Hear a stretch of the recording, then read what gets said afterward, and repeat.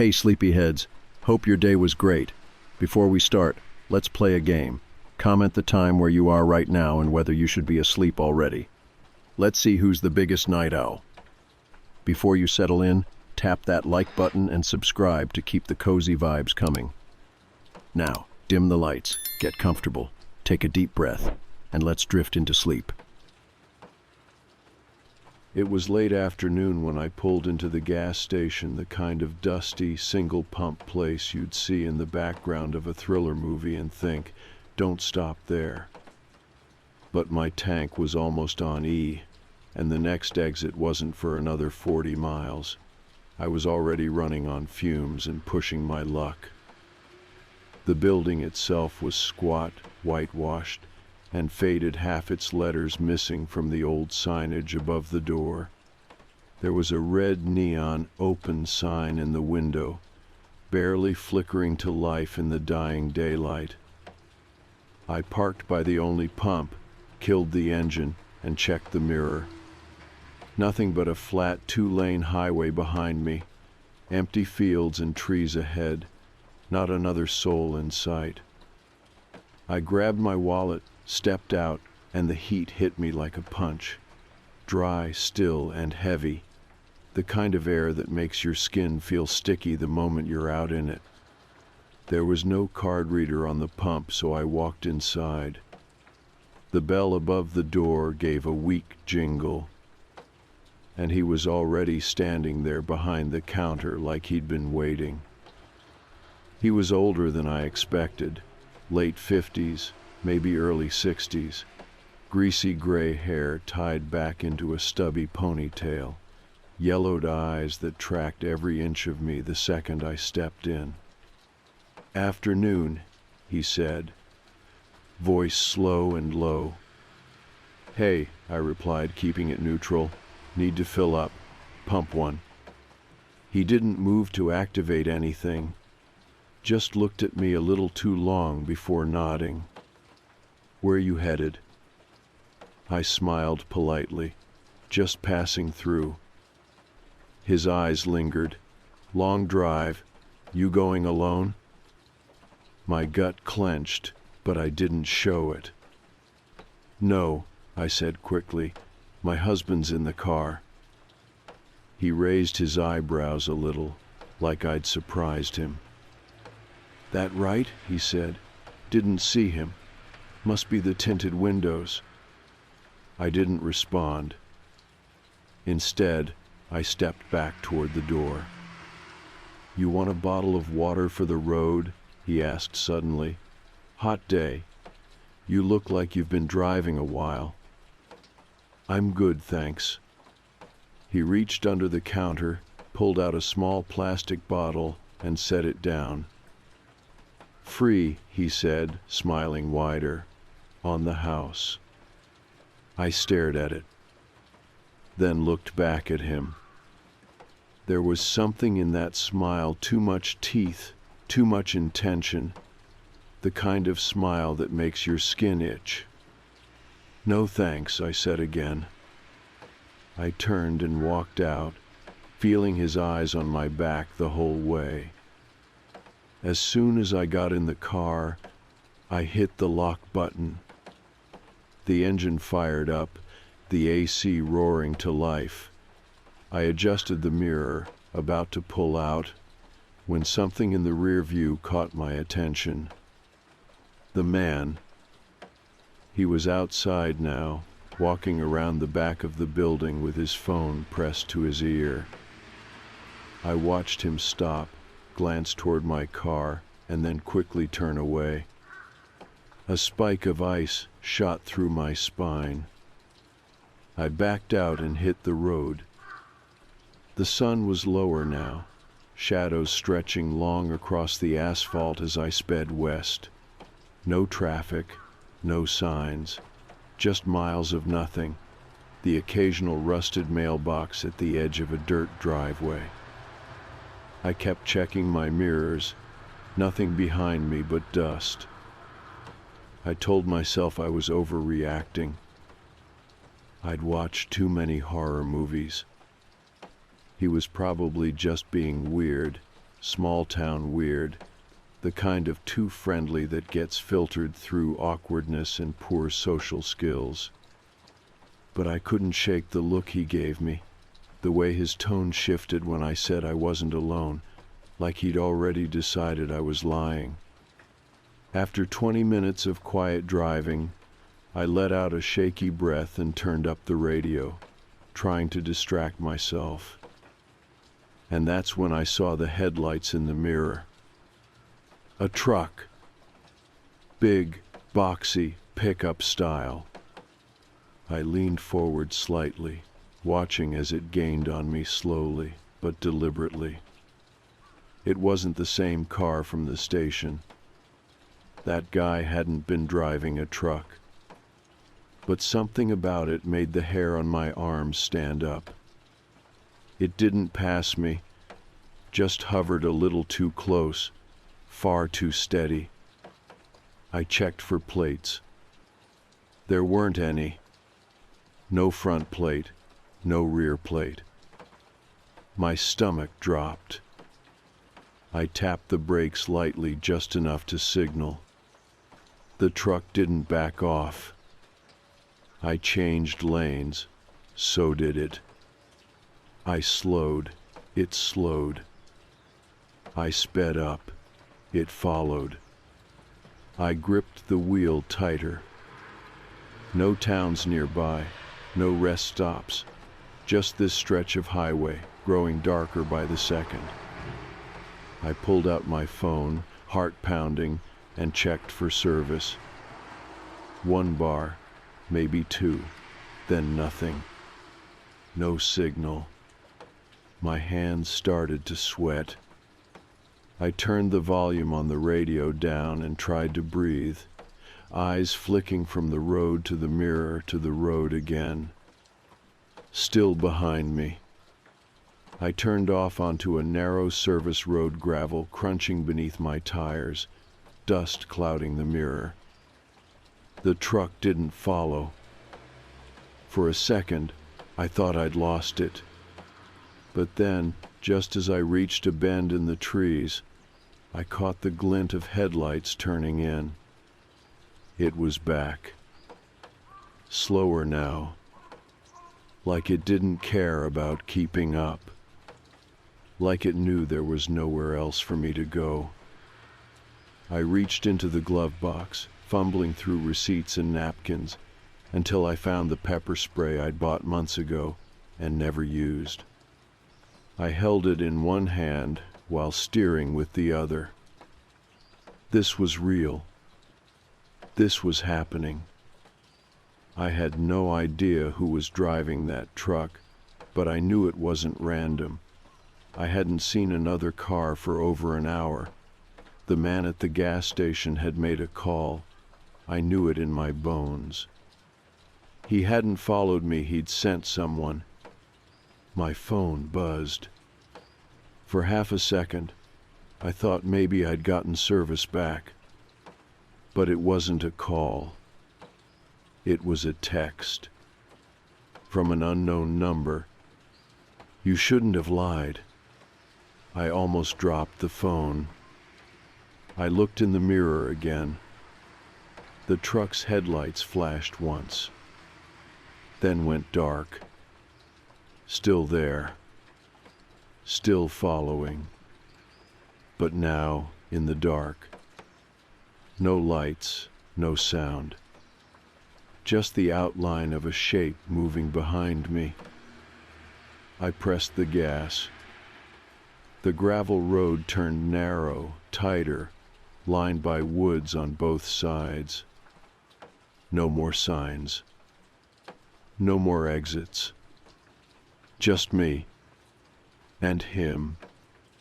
The trees closed in on either side like ribs.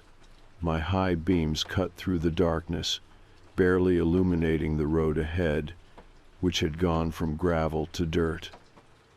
My knuckles were white on the wheel, the pepper spray clenched in my other hand, shaking just enough that I had to rest it on my leg to steady it. The truck behind me wasn't using its lights anymore.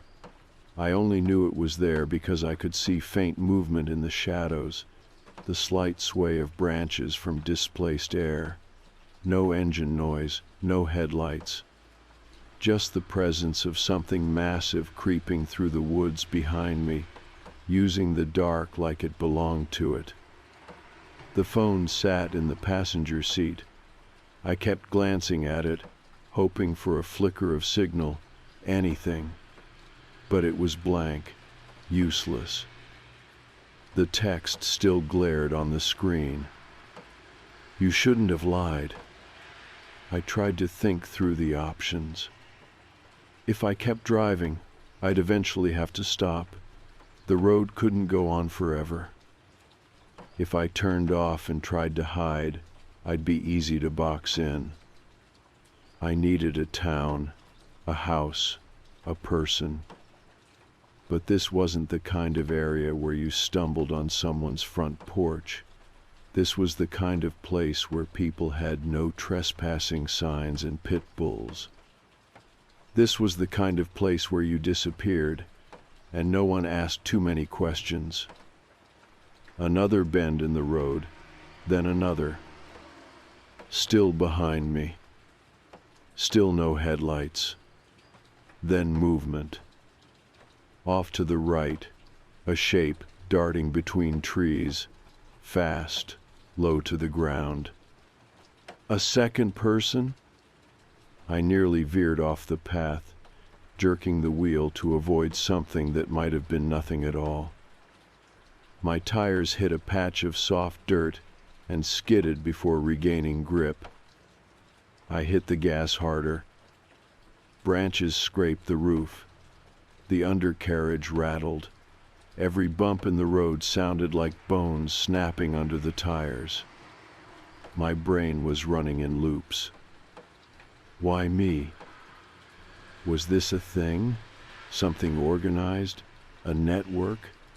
Did they wait at those back road stations looking for people like me alone, tired, just enough out of their comfort zone not to fight back? I thought about the man behind the counter, the way he smiled too long, the way he didn't even blink when I said my husband was in the car, like he was testing me. I failed the test. Now someone else was driving behind me, sent by him or working with him, and they wanted something.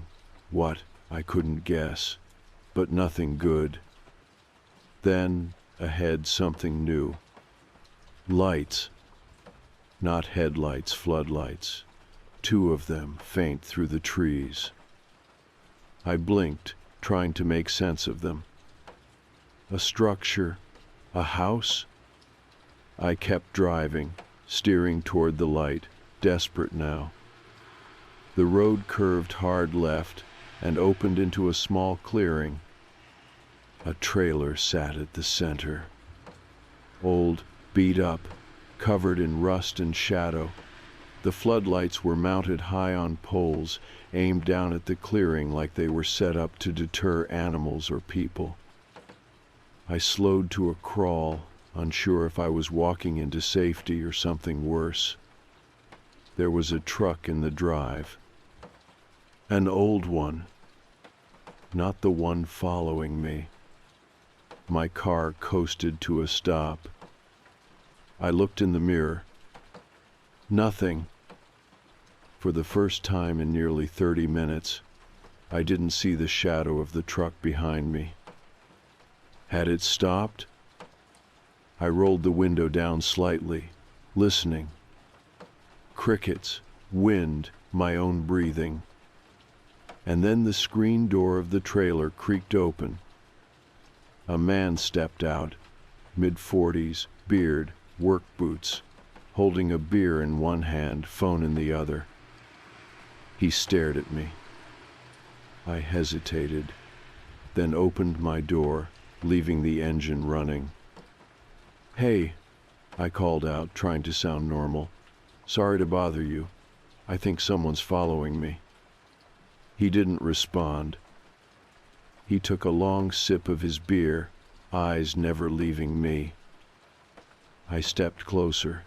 Did you see a truck come through here? Nothing. I took another step. He finally spoke. What color? My stomach twisted. He knew. He knew. Dark green, no plates.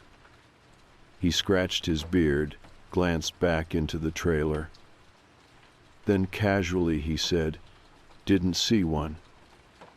He said it too smoothly, too practiced, like someone reciting a line. I backed away. "Sorry," I mumbled. "I'll keep moving." He didn't stop me. Didn't ask if I needed help.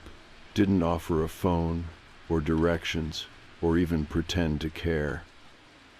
He just turned and went back inside. I got back in my car and reversed out of the clearing, nearly hitting a tree in my hurry. Back onto the dirt road.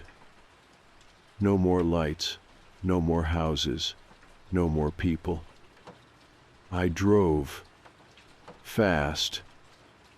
Every noise outside the car made my chest tighten. Every shadow was a person. Every tree was a silhouette. Then another buzz from the phone. Another text.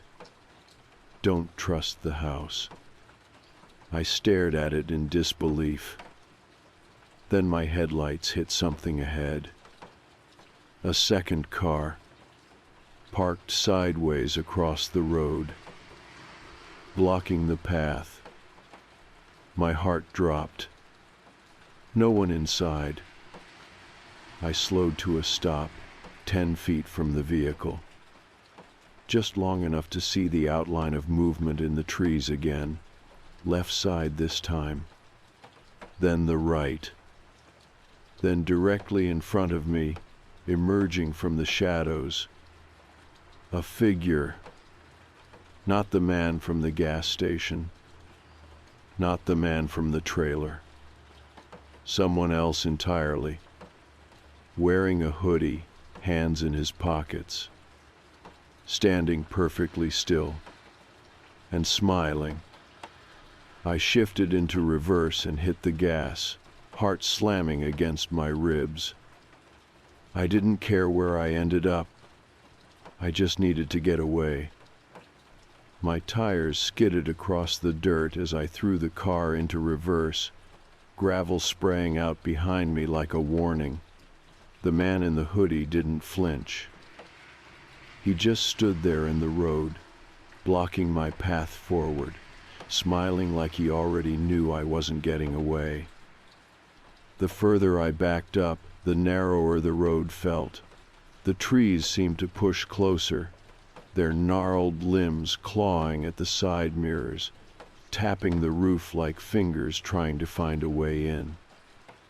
I hit a bend too fast and nearly fishtailed, but I didn't stop. I couldn't.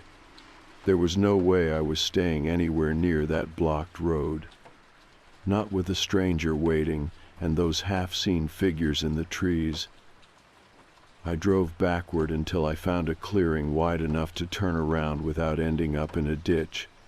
Once I had the car facing the other direction, I floored it. I didn't care if I blew a tire or cracked the undercarriage. I just needed distance. The sky was dark now, moonless. My headlights were the only thing lighting the way, bouncing erratically with every rut and dip in the road. At some point, I realized I was crying. Not sobbing, just this steady stream of tears running down my face, cold and silent. My hands ached from gripping the wheel so tightly. My lower back was screaming from the tension. I glanced at my phone again, still no service. But the screen was on, lit up with the last text. Don't trust the house. What house? The trailer? Or was there something else ahead they didn't want me to find? That phrase spun around in my head, mixing with the memory of the man behind the gas station counter and the one outside the trailer, too calm, too blank, like none of this was new to them. I drove until the road smoothed out again. Gravel turned to cracked pavement, a small relief. Then, finally, I saw a sign. Millersville, 8 miles. Civilization, maybe. But after everything that had happened, even the idea of another town made my skin crawl. Who was to say they weren't in on it too? Still, I had no other choice. I kept driving, slowing only when I spotted another car ahead, this one parked on the side of the road, half hidden in the trees. I tensed up, easing off the gas. But no one was inside. It looked abandoned, dusty, like it had been there a while. Still, I didn't stop. Not until I reached the outskirts of Millersville. The first thing I saw was a small diner, its neon sign flickering, one of the letters burnt out. There was a payphone out front, the kind I hadn't seen in years. I pulled in, parked close to the building, and scanned the lot. 3 other cars, all empty. I didn't go inside. Not yet. Instead, I walked straight to the payphone, digging in my glove box for coins like it was 1,995. I called my sister. It rang once, twice. Then, "Hello?" Her voice almost cracked me. "Jules," I said, nearly whispering. "It's me. Where the hell are you? I've been texting you all night." "I don't have service. I looked around. "I don't know. Somewhere near Millersville, I think. Something weird happened." "Weird how?" I hesitated. "I think someone's been following me." Silence. Like actually following? Or... "Jules, I'm serious. I stopped for gas. The guy was off. He called someone. And then this truck with no plates started tailing me for miles. There were people in the woods. A car blocking the road. I think I almost walked into something bad." Her voice went tight. "Where are you now?" "A diner. I'm gonna go inside and ask if I can use their phone to call the police. Just stay on the line. I'm pulling up your location now. Stay put." I hung up the payphone and walked inside the diner. The bell jingled, and a blast of warm air hit me, greasy and thick with the smell of fried food. A few people were seated at booths, none of them paying much attention. The waitress behind the counter looked up. "Evening," she said. "Help you?" I nodded, trying to steady my voice. "Is there a landline I can use? I need to call the police." Her expression didn't change. Not surprise, not concern, just still. "We don't give out our phone, hon." I blinked. "It's an emergency. Someone was following me." "You're safe now," she said, her voice flat. "You can sit, get a bite. It's all quiet out here." "No," I said, backing toward the door. "I just need to make a call." Behind me, the door opened. I turned. A man stepped in. Not the gas station guy, not hoodie man, but his face was familiar. It took a second, then it hit me. He was in one of the pictures on the wall, a framed photo near the entrance locals, posing out front of the diner, smiling. I'd seen him just seconds earlier, standing in the photo. Now here he was, wearing the same shirt. He smiled at me. "Long night?" he asked. I didn't respond. The waitress glanced at him, then at me. Something passed between them, an understanding I wasn't part of. I stepped outside, letting the door swing shut behind me. My heart pounded. I ran to my car, jumped in, and locked the doors. The lights inside the diner flickered once. Then again. I checked my phone. Still no service. No texts, no calls. Just a new notification from a number with no name. They already know you're here. I didn't scream. I couldn't.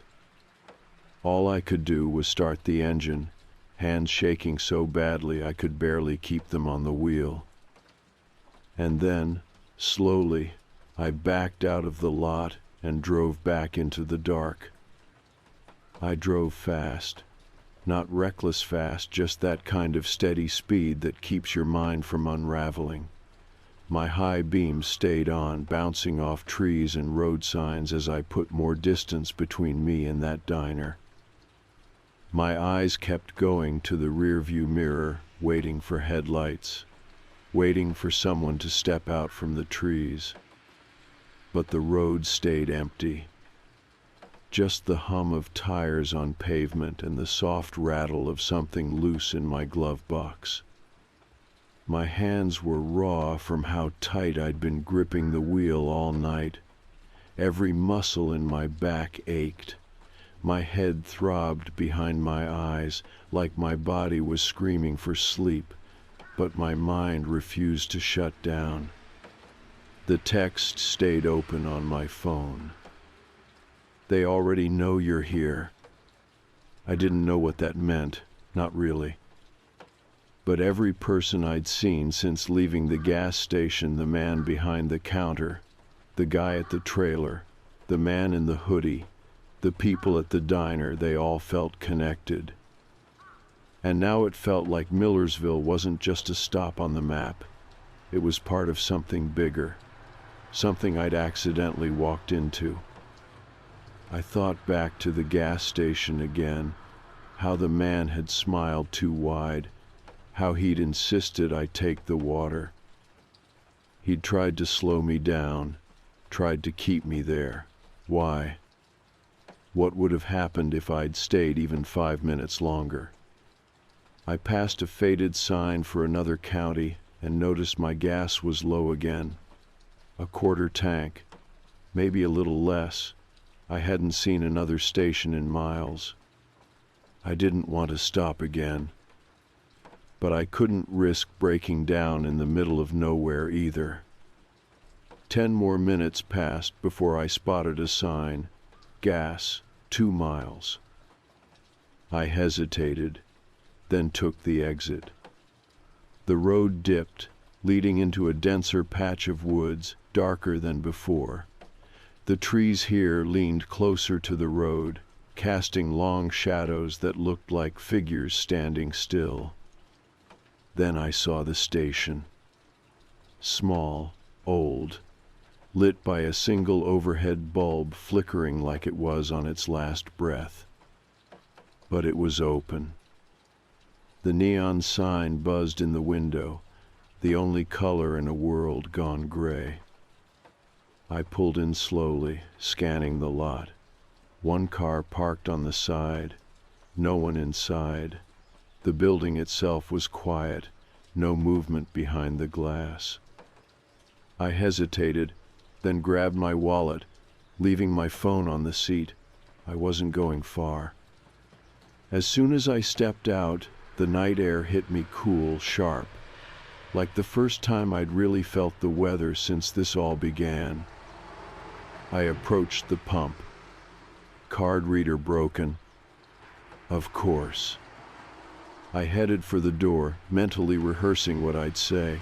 Keep it short. Pay for gas. Don't talk too much. Trust no one. I pushed the door open, and the bell jingled. Behind the counter was a woman in her 40s, dark hair pulled back, heavy makeup. She looked up and gave me a small, tired smile. "Evening," she said. "Hi, just $10 on pump 1. She nodded, didn't ask any questions, took my card, ran it. I watched her closely. No weird smile. No lingering eye contact.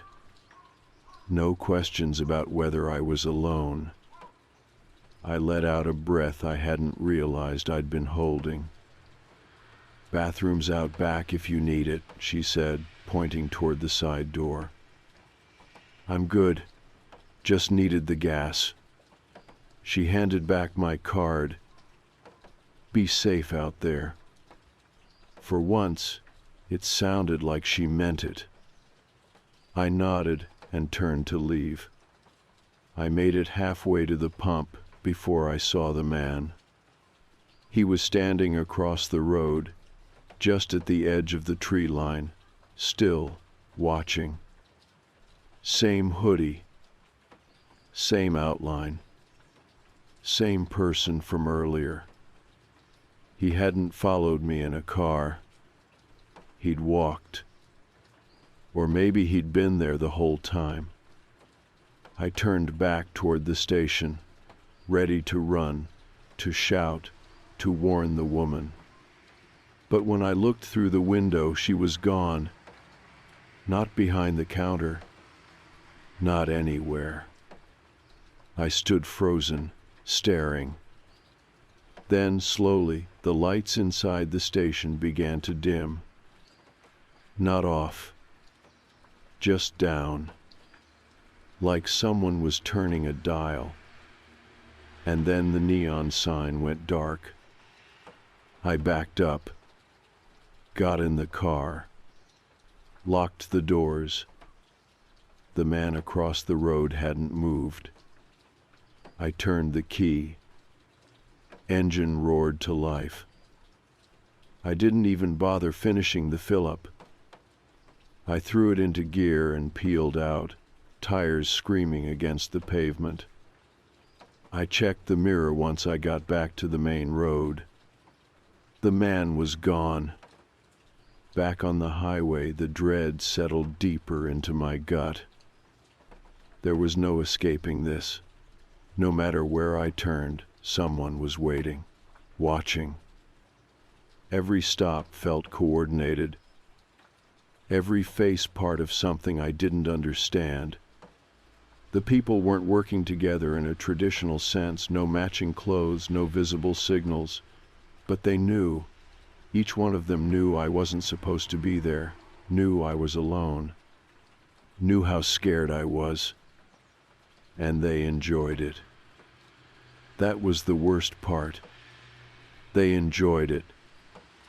Around 3 a.m., I finally saw another sign of life. A motel. Old, run down, but lit. Vacancy, the sign said in flickering red. I didn't want to stop, but I couldn't keep driving forever. I needed time to think, to breathe, to figure out how the hell to get out of this maze. I pulled in, shut off the engine, and just sat there for a minute, listening. Nothing but the wind. I grabbed my phone. Still no signal. But a new message had arrived anyway. "Room 6, leave your key in the door." My mouth went dry. I checked the battery, 10% left. I looked at the motel office. The door was open. Inside, a man stood behind the counter, smiling. Same smile. Too wide. Too still. Like he'd been expecting me. I didn't get out of the car right away. I sat there with the engine idling, watching the office through the windshield, my heart hammering against my ribs like it was trying to get out. The man behind the counter hadn't moved. He was just standing there, staring at the front door, not at me, not even out the window, but like he already knew I was watching him. I looked down at the message again. Room 6, leave your key in the door. No number, no sender. The phone still said no service. There was no reason I should have gotten that text, unless whoever sent it didn't need a network, unless they were already inside it.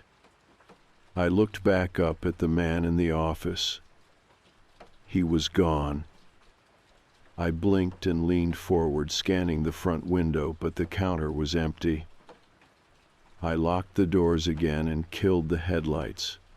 The motel was dark enough now that I felt exposed even sitting inside the car. The sign still buzzed above me, casting everything in red. I thought about turning around and driving away. I still could. The tank wasn't full, but it'd get me at least another 50 miles. That had to be far enough to get out of whatever trap I'd driven into, right? But something kept me parked. Maybe it was exhaustion.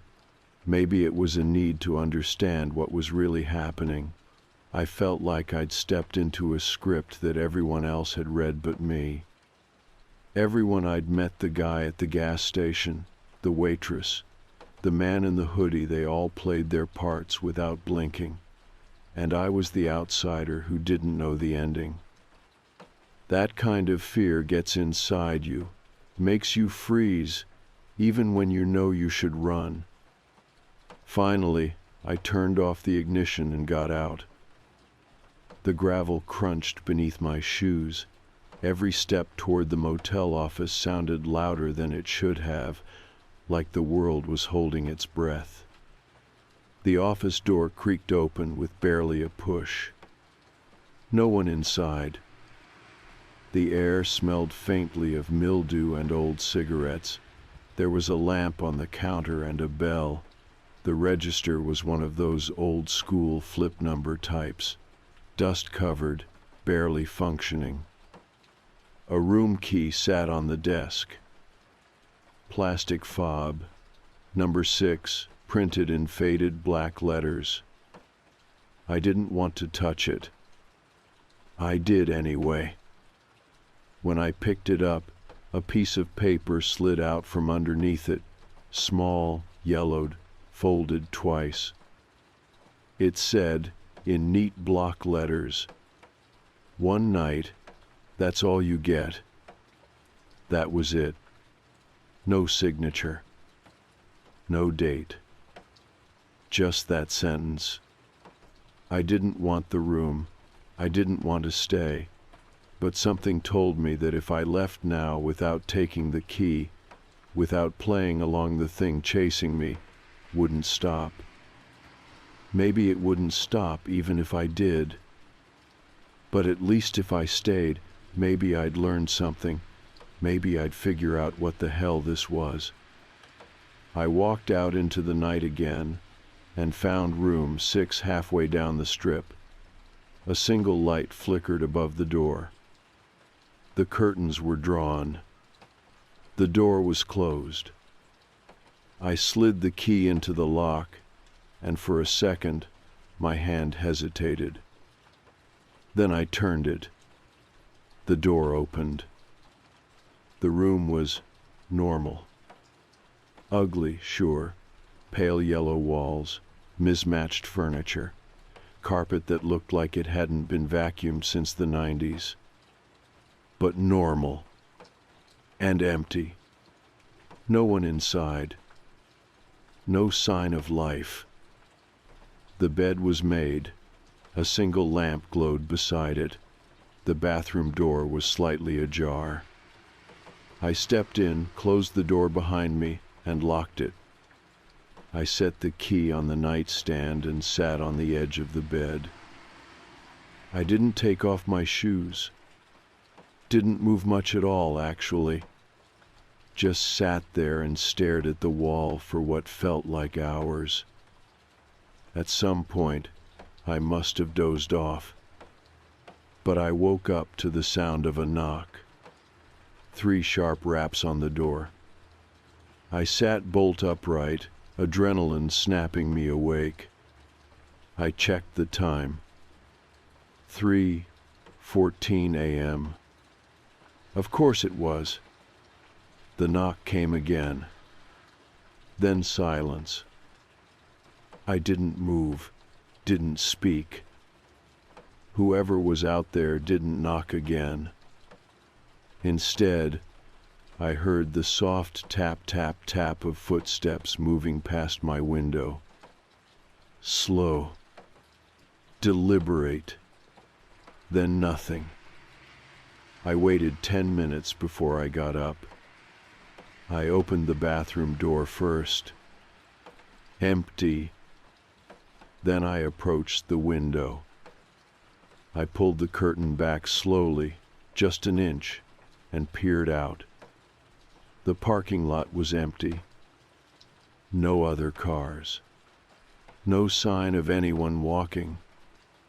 But on the hood of my car, in the condensation that had formed in the night, there was something written. Almost done. I stepped back and let the curtain fall shut. I didn't sleep again. Morning came too slowly.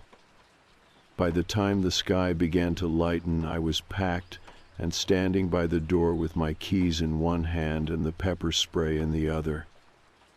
I opened the door just as the motel office lights flicked on. The man from the night before, the one I'd seen behind the counter, was walking out with a cup of coffee. He looked at me, nodded once, and kept walking. Didn't speak. Didn't ask how I slept. Just walked across the lot and disappeared around the side of the building. I got in my car, started it, and for the first time since this whole nightmare began, I saw a single bar of signal appear on my phone. It lasted maybe 5 seconds. Just long enough for one more message to come through. You'll forget all of this by tomorrow, but we won't. Then the signal disappeared again, and I drove away from room 6, praying the road ahead didn't lead me back to where I started. The highway stretched out ahead of me, empty and pale in the morning light. It looked peaceful, almost innocent, like it hadn't just swallowed me whole the night before. I kept driving. No music, no radio, just the hum of tires on asphalt and the occasional rattle from the loose panel near the glove box. I didn't stop. Not when I passed a diner, not when I passed a gas station, not even when the needle hovered close to empty again. I didn't trust any of it anymore. And I don't know how long I drove, maybe hours, maybe all day. I just kept going until the landscape began to change. The trees got taller, the air clearer. Fewer dead patches of road and more signs of life. I passed a sign that made me start to believe I might be okay.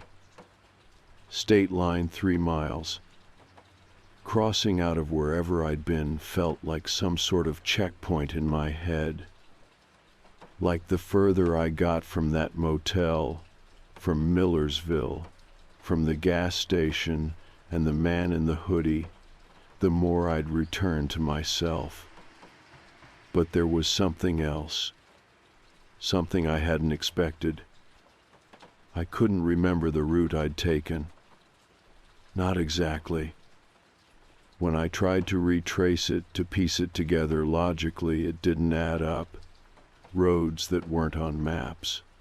Turns I never meant to make. The gas station. It wasn't listed anywhere I could find, not even in satellite view. Millersville? Too many results across different states.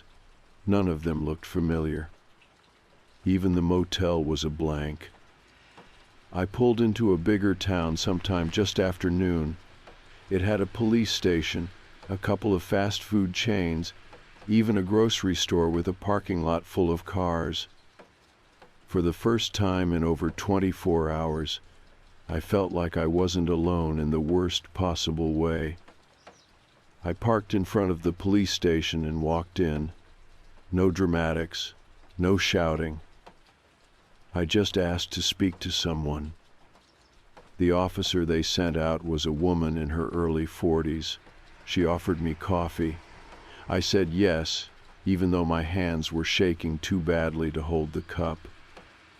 "Take your time," she said, sliding a notepad across the table. "Just start from the beginning." So I told her. Everything. The gas station, the man, the truck with no plates, the people who always seemed to know where I'd be, the messages, the diner, the trailer, the motel. Room 6. I didn't leave anything out. She wrote things down, not everything, just enough. When I was finished, she nodded slowly and set her pen down. "Do you still have your phone?" she asked. I handed it over. She looked through it, saw the texts, the no service screen. She asked if I'd downloaded any new apps recently. I hadn't. Then she asked if she could take it in the back for a minute. I said sure. 15 minutes later, she came back and set the phone in front of me. "There's nothing there." I blinked. "What do you mean?" "No messages, no call logs, no location data, nothing from the last 48 hours, like it was wiped." I felt my breath catch in my throat. "I didn't delete anything." "I believe you." She wasn't patronizing. She sounded like she meant it, but the way she said it like this wasn't the first time someone had come in with a story like mine that unsettled me even more. Then she said something I'll never forget. "You'd be surprised how many people come through here with pieces of the same story, different details, same bones. Woman traveling alone, weird gas station, people watching from nowhere. A motel that doesn't show up on maps. They always end up here, or somewhere like here." I stared at her. "You're saying this happens a lot?" She hesitated. "I'm saying it's not unheard of." I swallowed hard. "So what is it?" She sighed, leaned back in her chair. "Could be people. Some weird ring of folks who like to mess with travelers. Could be something stranger. I don't pretend to know. But I do know this: everyone who makes it out, like you did, ends up changed. Not all of them physically, but they remember, even if no one else does." I didn't know what to say. I asked her what I was supposed to do now. She shrugged. "Go home. Let your people know you're okay. Get some sleep. And if you ever get another message, don't answer it." That night, I checked into a normal hotel, one with security cameras and a lobby full of tired families and businessmen eating vending machine snacks. I slept with the lights on. When I got back home 2 days later, everything looked the same. But I didn't feel the same. I checked my doors 3 times before bed. I stopped going for long drives alone. I traded my car, and a month later, even though nothing was wrong with it, just didn't like the memories attached. I told my sister everything. She believed me, or at least pretended to. She's good like that. Eventually, I went back to work. I tried to move on. And mostly, I did.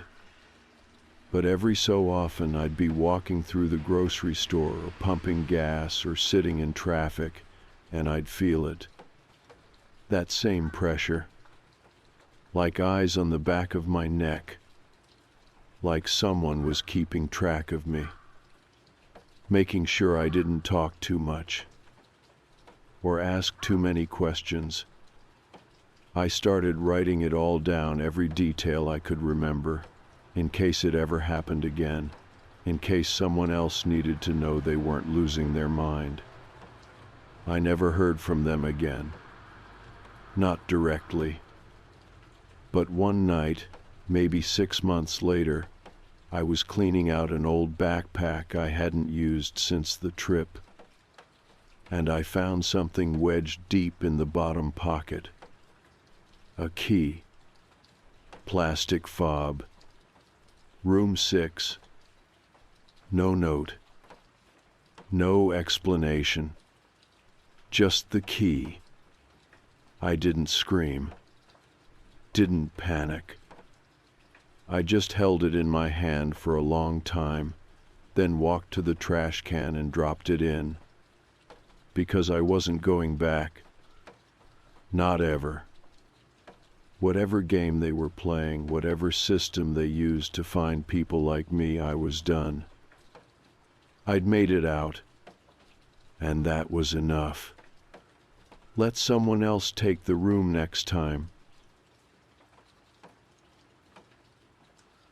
For context, I'm a middle-aged man living on the outskirts of Whitford, a quiet market town in northern England.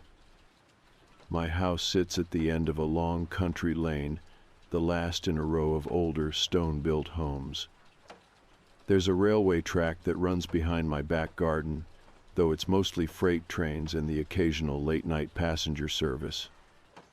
From my bedroom window, I can see Whitford Station, its dim orange glow barely illuminating the empty platform at night. It's convenient, really work in the city, so I never miss the morning train. I know the schedule by heart. That's why I was so confused when I first noticed the 2:42 train on Wednesday, 3rd May. It woke me up. I sleep lightly, always have, and the distant rumble of wheels on steel pulled me from a restless dream. Groggy, I sat up in bed, turned toward the window, and peered through the blinds. A single carriage train had stopped at the station. No logo, no branding, just a dull gray exterior, its windows completely black. No passengers, no driver, no station announcements. I frowned. There was number 242 service.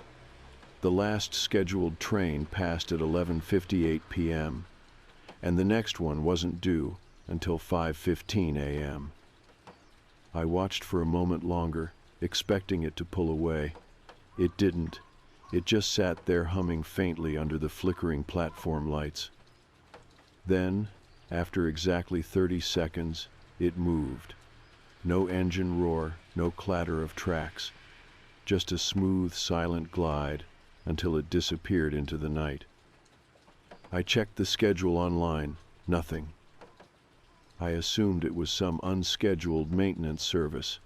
Still, I made a mental note of it and went back to sleep. But the next night, it happened again. And the night after that, I watched the 2:42 train every night for a week, always stopping for precisely 30 seconds, always empty. It never made a sound except for the faint hum of its idling engine. I asked around. Nobody else had noticed it, not my co-workers, not the handful of neighbors I had. Even the guy at the ticket office looked at me like I was mad when I asked about a 2:42 train.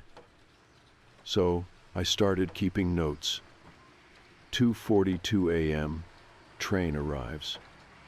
2 hours 42 minutes and 30 seconds a.m., train departs.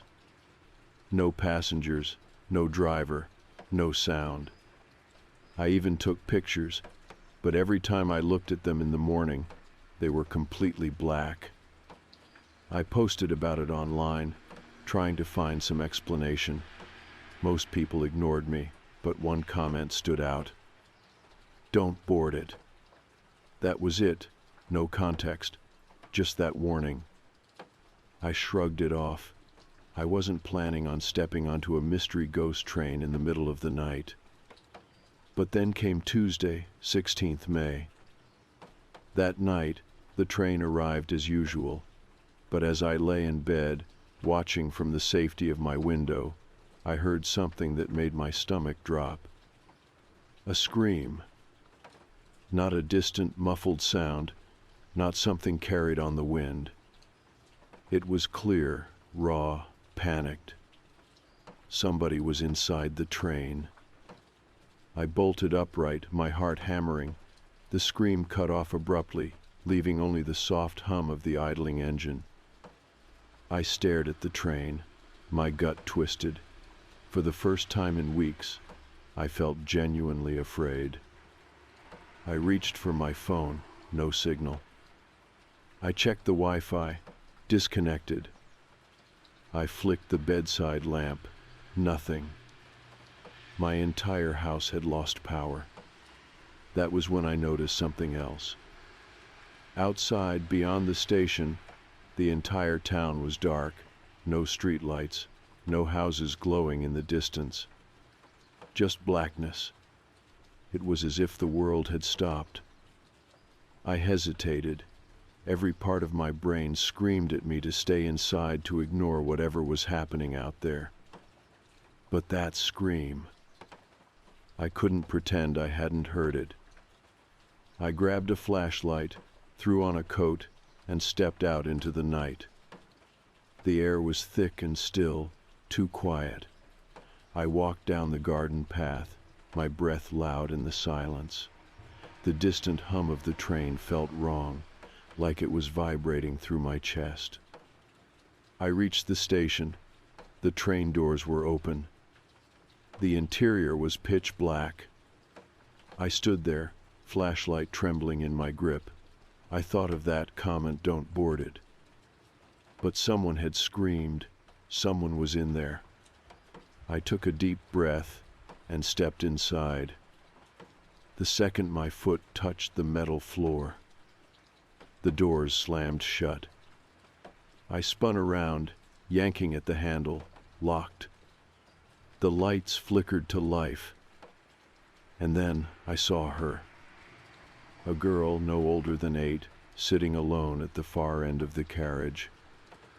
She had long black hair, and she was wearing a white dress stained with dirt. Her face was buried in her hands, her shoulders trembling. I took a cautious step forward. "Hey, are you all right?" I asked. No response. I swallowed hard. My pulse thumped in my throat. I took another step, closing the distance between us. "Are you hurt? Do you need help?" She stopped shaking. Then, in a whisper so soft I barely heard it, "You shouldn't have gotten on." My flashlight flickered and died. Darkness swallowed us whole. Then, from the far end of the carriage, a sound. Low, wheezing breaths. Slow, deliberate footsteps. Coming closer.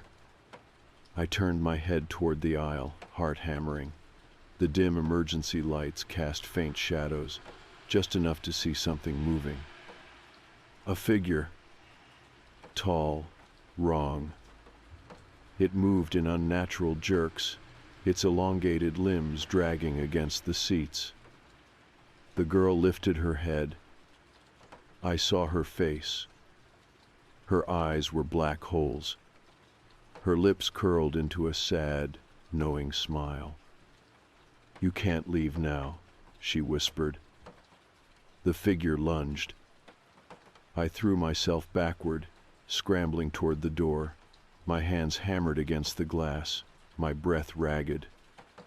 "Let me out! Let me out!" The train lurched forward. The last thing I saw before the world blurred was the girl watching me, and the shadow crawling closer. The train wasn't stopping. Outside, the world blurred not like normal motion, but as if reality itself was melting, warping, shifting in ways my mind couldn't comprehend. It wasn't just speed, it was wrong. I slammed my fists against the door, my breath sharp and ragged. "Stop the train, let me off." The girl stayed seated, her small hands neatly folded in her lap. Her dark eyes never blinked. "You can't leave yet," she said softly. The thing in the aisle, the shadow with limbs too long, too jagged, was crawling closer. Its hunched form scraped against the ceiling, its breath a horrible wet rasp. It didn't hurry. It didn't need to. I stumbled backward, my body pressed against the door. My hands shook as I searched for something, anything to defend myself. My flashlight was dead. My phone had no signal. The emergency hammer. There, bolted next to the window. I lunged for it, yanking the small red-handled hammer free. My fingers tightened around it, my breath coming in gasps.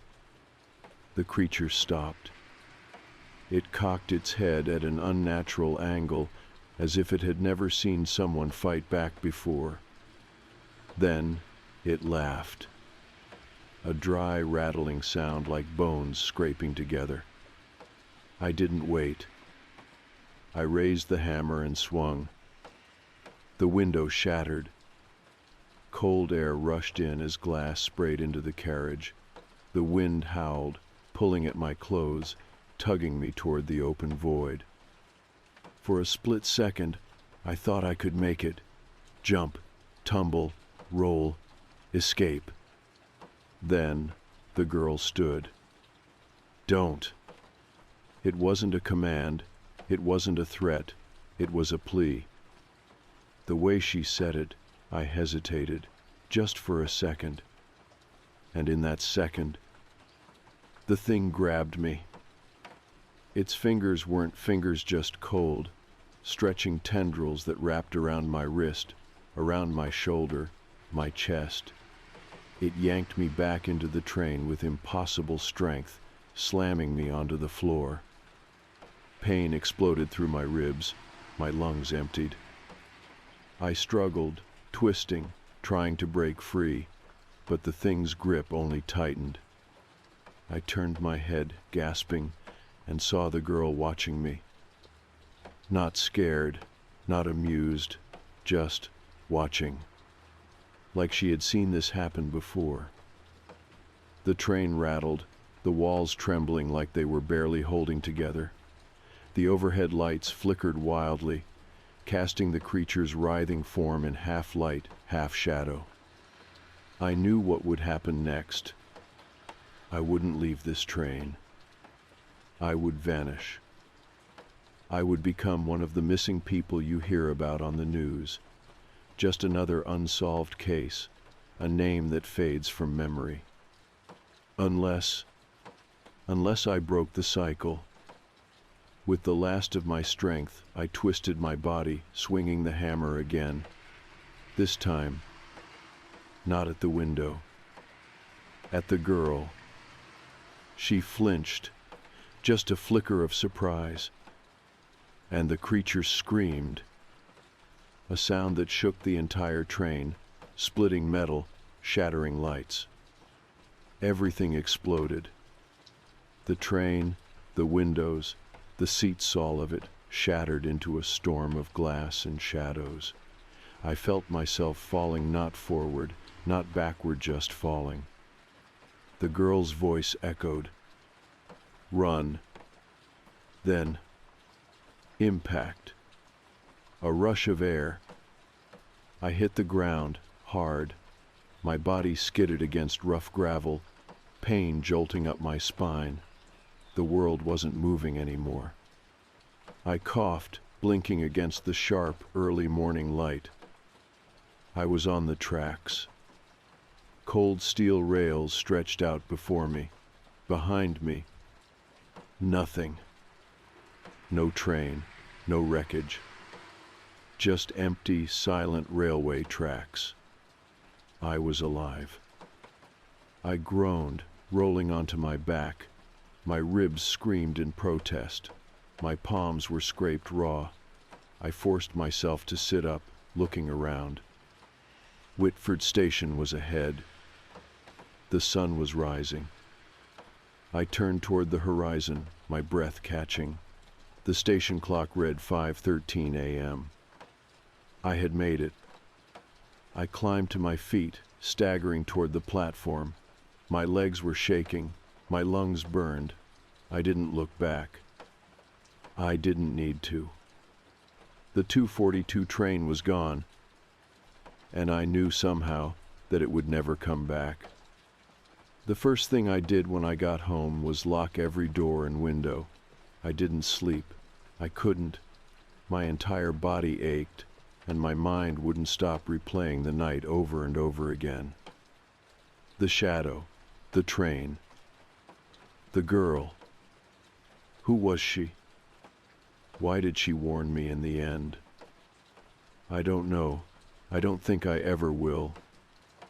But I do know one thing. The train had been waiting for me. And if I had stayed on it, if I hadn't fought back, I would have been lost forever. It took me a while to get back to some kind of normal. I moved away, not far, just to the city, somewhere with people, noise, life. I never spoke about what happened. Who would believe me? But sometimes, late at night, when I close my eyes, I hear it, a distant hum. Not from a car, not from the city, from tracks that no longer exist, a train that no longer runs, a train that I refuse to remember.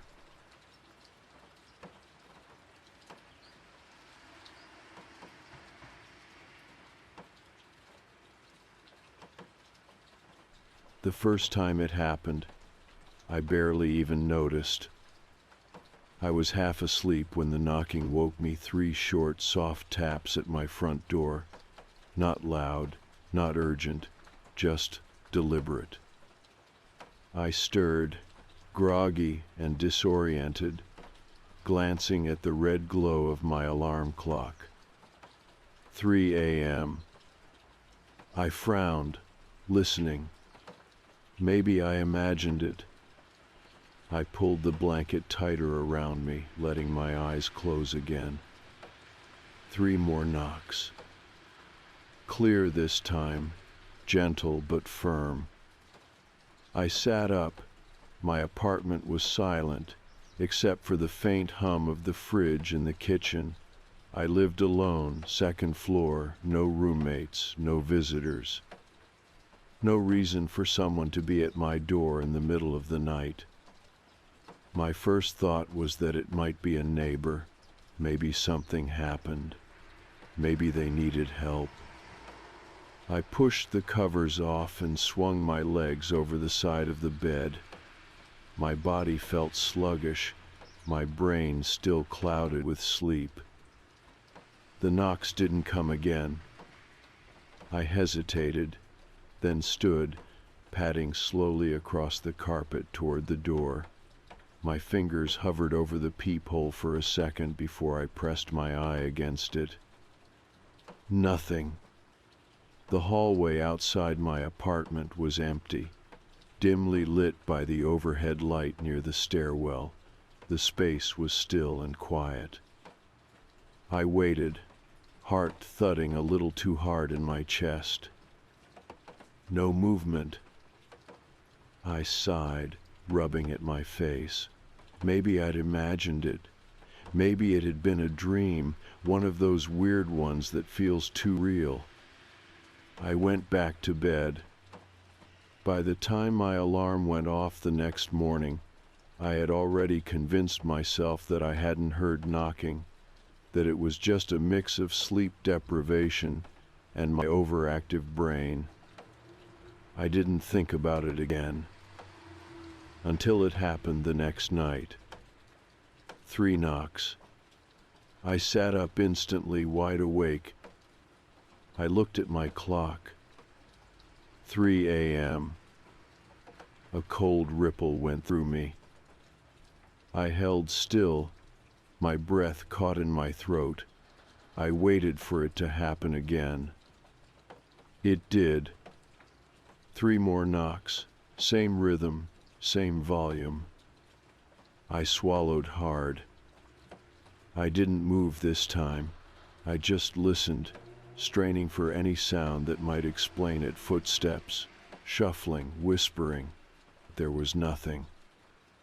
I hesitated, then grabbed my phone off my nightstand. My fingers hovered over the call button. But who was I going to call? The police. And say what? Someone knocked on my door and left. That wasn't a crime. It wasn't even all that weird. Maybe it was some drunk guy who got the wrong apartment. That had to be it. I wasn't going to be the idiot who called the cops over knocking. I waited a little longer, but when the knocking didn't come again, I forced myself to lie back down. I told myself I wouldn't check the peephole, but I did. And like before, there was nothing there. For the next week, it kept happening. Always at 3 in the morning. Always 3 knocks. Always no one there. At first, I tried to explain it. Maybe it was pipes in the walls. Maybe it was a neighbor coming home late and their door just sounded like mine. Maybe I had some weird sleep disorder where I was dreaming the noise every night. But every single night, at the exact same time? Number. I started dreading it. I'd go to bed knowing I was going to wake up at 3, knowing I was going to hear the knocks, knowing that no matter how fast I checked, I'd never see who was knocking. I told myself I'd ignore it, just let it happen, stop feeding into it. But it was impossible not to listen for it. After 2 weeks, I was exhausted. I hadn't had a full night's sleep since it started. I felt paranoid, jittery, not like myself. That was when I decided I needed to see who was doing it. Not from the peephole. That had failed me every time. No, I needed a better angle. So the next night I set an alarm for 2:55. I woke up, blinking against the dim glow of my clock. My body ached from how little sleep I'd gotten. I got up quietly and moved to my window, the one that overlooked the front of the building. From there, I had a full view of the walkway leading up to the entrance. I stayed out of sight, only peeking out through the edge of the curtain. I watched. The street was quiet, the sidewalk empty. Then, at exactly 2:59, I saw her. A girl. Small, maybe 8 or 9 years old, with long hair and dirty pajamas. She came out of nowhere, stepping onto the walkway like she had always been there. She walked toward my building. Slow, deliberate. I watched, my breath shallow. She reached the entrance and turned toward my unit. Then she lifted her hand. Knock, knock, knock. My chest tightened. She stood there for a few seconds, waiting. Then, without looking around, without making a sound, she turned and walked away. Not back to the street, not to any of the other units. Just away. I lost sight of her in the shadows. My hands were shaking. I stared out the window, waiting for her to come back. She didn't. I didn't sleep at all that night. By morning, I had convinced myself that I was losing it.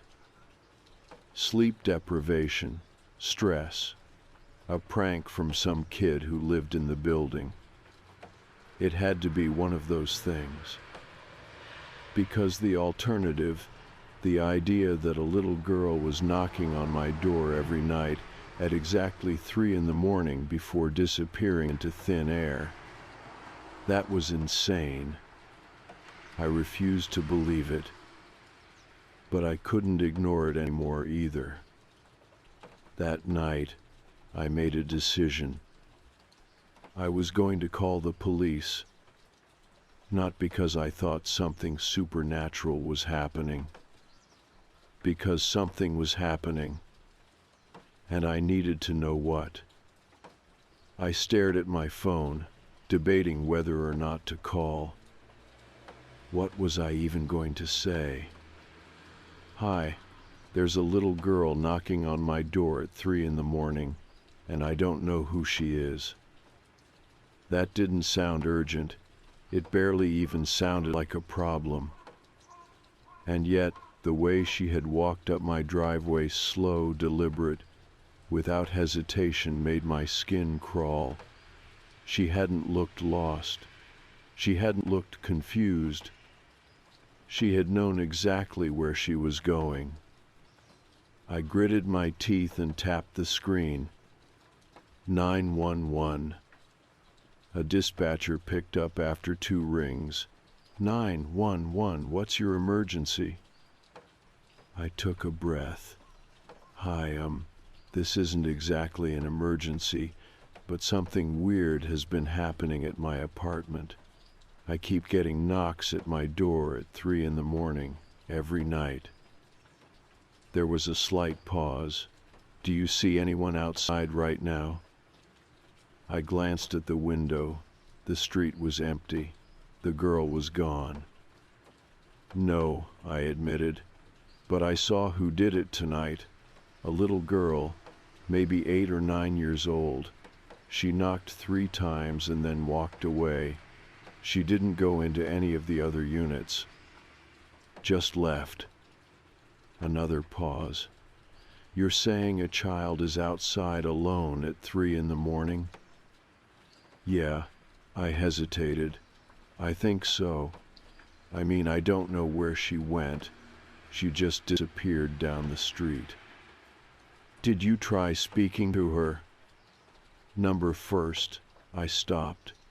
How was I supposed to explain that I had been too freaked out to move, that something about her felt off? Okay, the dispatcher said. I'm sending an officer to your address to check the area. Can I get your full name? I gave it to her. All right, she continued. An officer should be there shortly. Do you want them to knock when they arrive? My stomach twisted at the word knock. Yeah, that's fine. Okay, stay inside, and don't open the door unless you verify it's them. We hung up, and I sat there, my hands still gripping my phone. Was I overreacting? It was just a kid. But why every night? I rubbed my temples, waiting for the police. 15 minutes later, a firm, authoritative knock echoed through my apartment. I jumped, my pulse skyrocketing before I remembered that I had just called them.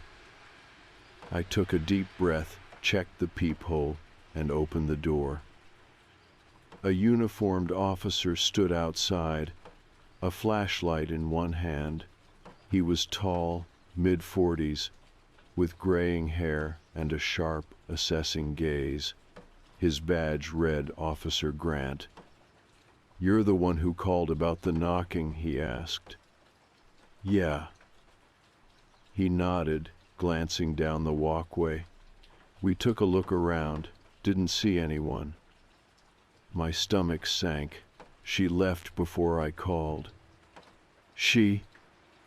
The girl, the one who knocks. Officer Grant gave me a long look. You said this has been happening for a while. I folded my arms. Yeah, every night, same time, same knocking pattern. I kept telling myself it was nothing, but after seeing her, I exhaled. I don't know. Something feels wrong about it. He nodded slowly, like he was filing the information away. Did you notice if she was wearing shoes? That caught me off guard. What?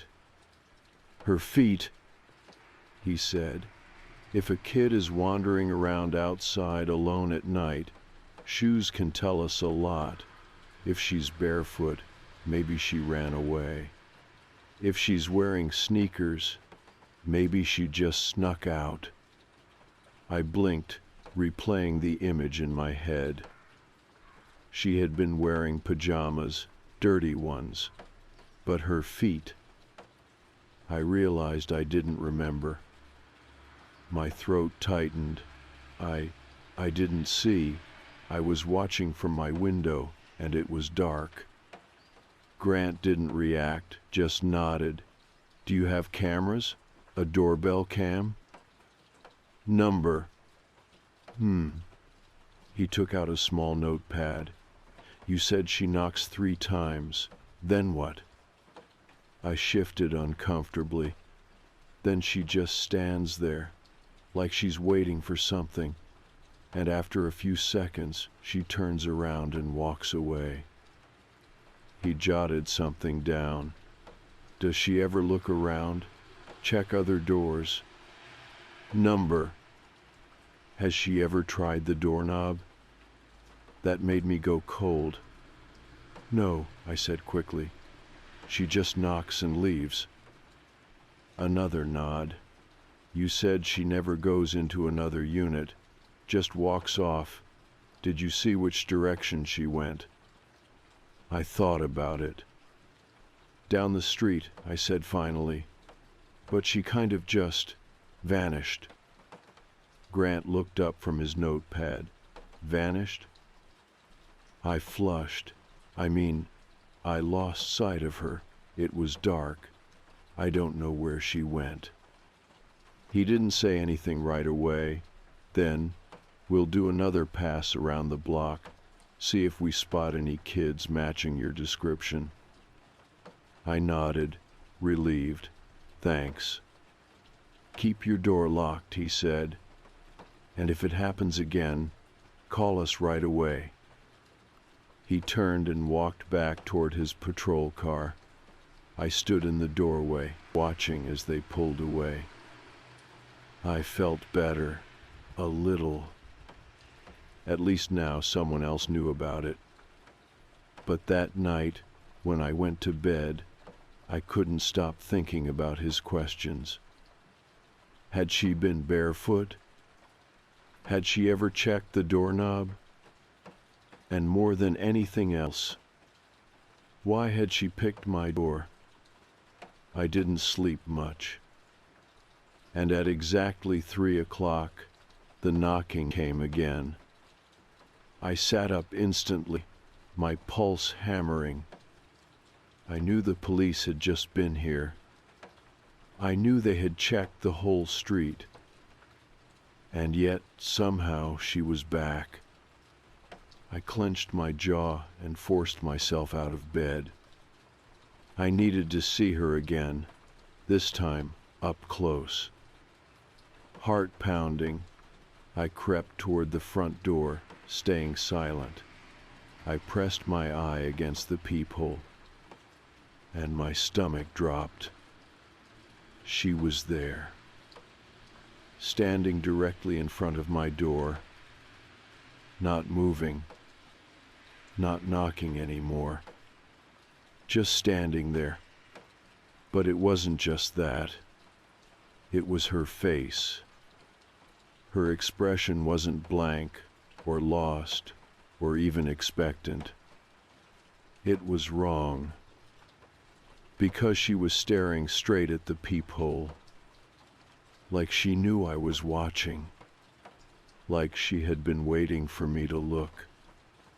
A slow, awful grin spread across her face. I stumbled back, my breath catching in my throat. The knocking started again. 3 times. Slow, purposeful. I backed away, heart racing. This wasn't normal.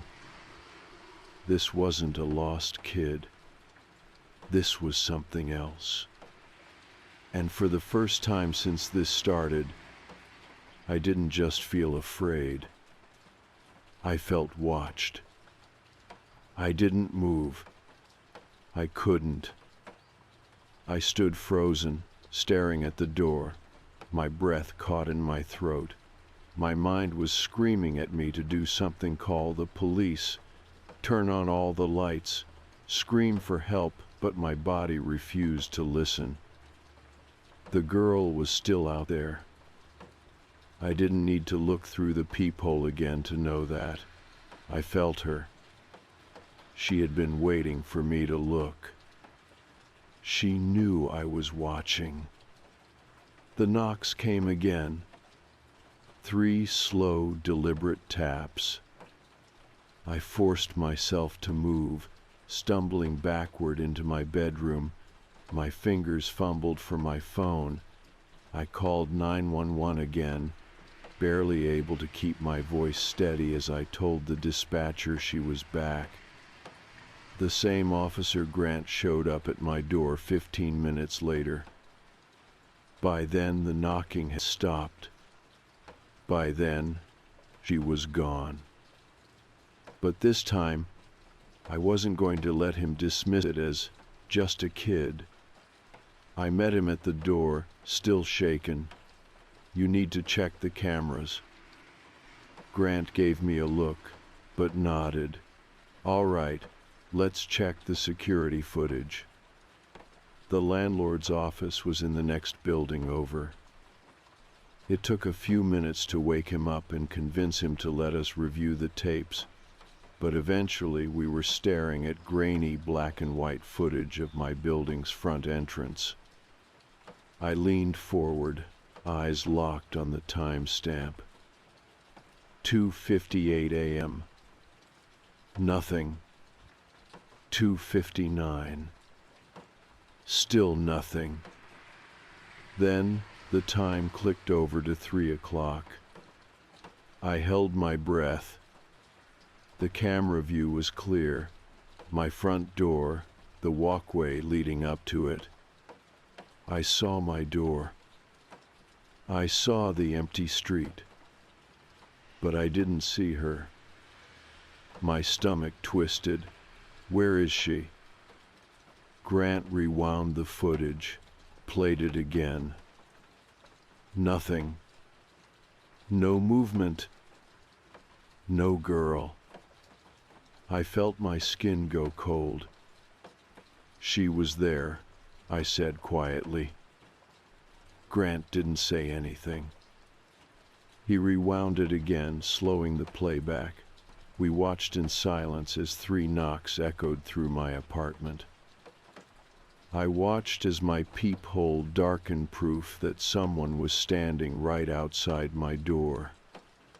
But the camera? The camera showed nothing. My mouth went dry. I stared at the screen, my brain scrambling for an answer. "This doesn't make sense," I said. "I saw her. I heard her." Grant rubbed his jaw, watching me carefully. "You sure about that?" I looked at him sharply. "Are you serious?" He sighed, crossing his arms. "Look, I don't know what to tell you. If there was a girl knocking at your door, she'd be on this tape." I shook my head. "Then where is she?" He didn't have an answer for that. I left the office feeling worse than before. I had proof that something was happening, and at the same time, I had nothing. That was the last time I called the police. It didn't stop. Every night, at exactly 3 o'clock, the knocks came. Always the same. 3 times. Then silence. I tried everything to stop it. I stayed awake with all the lights on. The knocks still came. I left the television on full volume, hoping to drown it out. The knocks still came. I put a chair against the door. The knocks still came. I even taped a piece of paper over the peephole so I wouldn't be tempted to look. The next morning it was gone. That was when I knew. It didn't matter what I did. She wasn't going away, and I was starting to lose my mind. I stopped sleeping. I stopped talking about it. I stopped checking the peephole. I just let it happen. I told myself I wasn't scared anymore, but that was a lie. I was exhausted. I was unraveling, but I was too afraid to leave, because something deep in my gut told me that even if I moved, even if I changed cities, she would find me. I knew, without a doubt, that this wasn't just some girl. It wasn't a prank. It wasn't a stalker. It wasn't human, and that terrified me more than anything else. The last night I ever saw her, I did something different. I spoke to her. The knocks came right on time. 3 a.m. I sat up, staring at the door. And then, for the first time, I spoke. "Who are you?" Silence. I swallowed hard. My hands were clammy, my chest tight. "What do you want?" "Nothing. Just stillness." I exhaled, pressing my palms against my knees. My head was spinning, my body aching from weeks of sleep deprivation. Then, a whisper. Not from the other side of the door, from inside the room. I felt it more than I heard it, a breath against my ear, soft and cold. "Let me in." I bolted out of bed so fast I nearly tripped. My heart slammed against my ribs, my vision blurring. She had never spoken before. She had never been inside before. I didn't sleep for the rest of the night. By morning, I had made my decision. I packed my bags, and I left. I didn't tell my landlord. I didn't tell my neighbors. I just left. I moved 3 cities away, found a new apartment, and never looked back. That was 6 months ago. I haven't heard the knocking since. But sometimes at night, I still wake up at exactly 3 o'clock. And for a split second, I swear I hear it. 3 soft taps. Like she's reminding me. Like she's waiting. I don't know what happened to me. I don't believe in ghosts. At least I didn't. But I have no other explanation. So if you ever hear knocking at your door at exactly 3 a.m., don't answer it. Don't look. And whatever you do, don't let her in.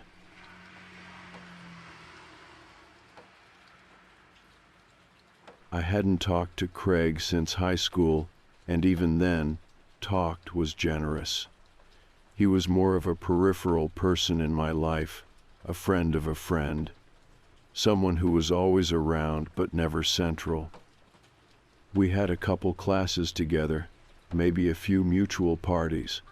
I remember him mostly as that kid who laughed too loud, always had something to prove, and somehow knew everything about everyone.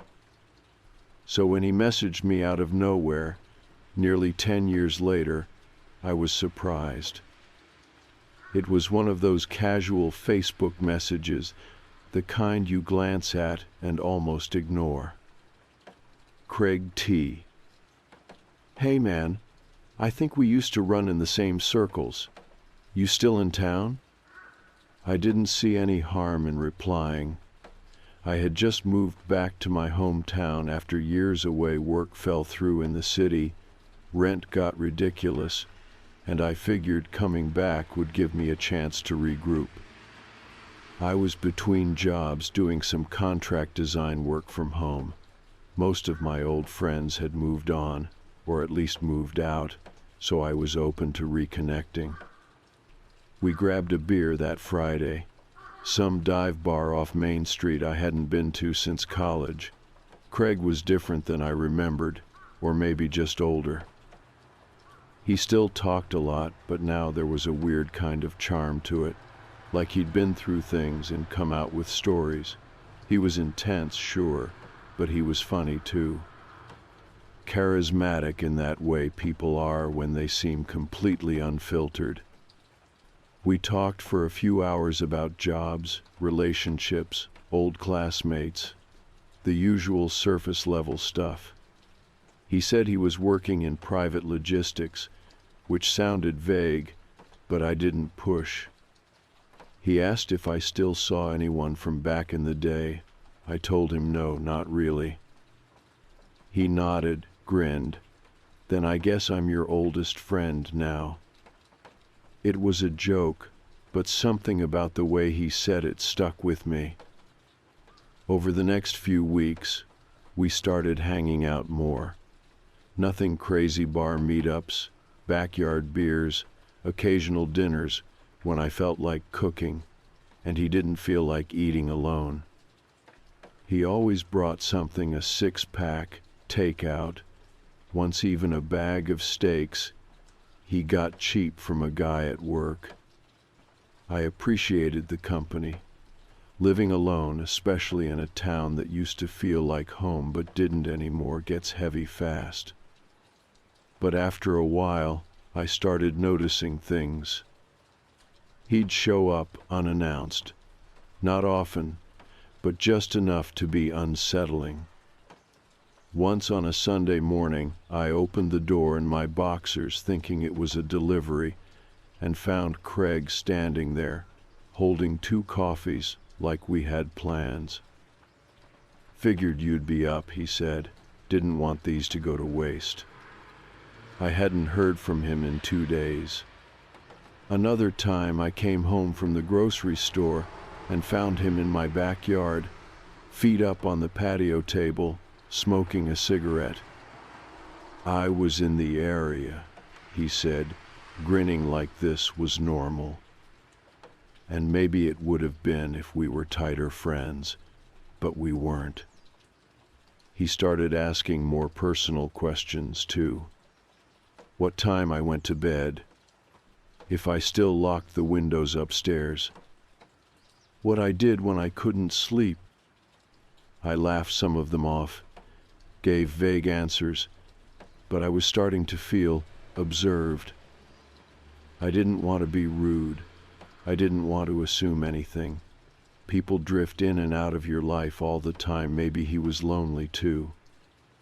Then came the night he stayed over.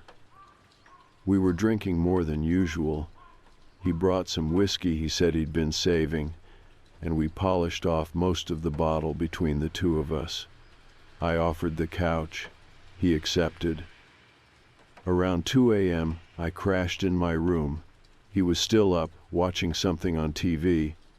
I heard the volume low through the wall. When I woke up the next morning, he was gone. At first I thought nothing of it. The blanket was folded on the couch, the empty bottle left on the counter. But then I noticed my spare house keys. The ones I kept in the drawer near the front door were missing. I texted him, casually. Me. Hey, good seeing you last night. You grabbed my spare keys by accident. Craig. Nope, didn't even know you had those. Maybe check your coat pockets. I thought I saw you digging through them. I checked. They weren't there. I didn't press the issue. Maybe I misplaced them. But something in his reply felt rehearsed. That was a week ago. 3 nights later, around 3:15 a.m., I woke up to a sound. Not loud, not obvious. Just a shift in the air, a creak, something that pulled me from sleep with that cold, slow dread that wraps around your spine before you're even awake enough to understand it. I lay there in the dark, listening. Nothing. Then the next day, I decided to check my security camera footage. I'd set up a cheap indoor cam 6 months earlier, mostly because of porch pirates. It wasn't fancy motion alerts, cloud saves, night vision. One angle, straight from the bookshelf across the living room. I pulled it up on my laptop. There, at 3 a.m., motion triggered. I pressed play. The footage showed my front door slowly opening. Craig stepped inside. He didn't flick on the lights. Didn't hesitate. He just walked through the living room, slowly, scanning, looking around like he was taking inventory. He didn't touch anything. Didn't take anything. Just stood in the center of the room, hands in his jacket pockets.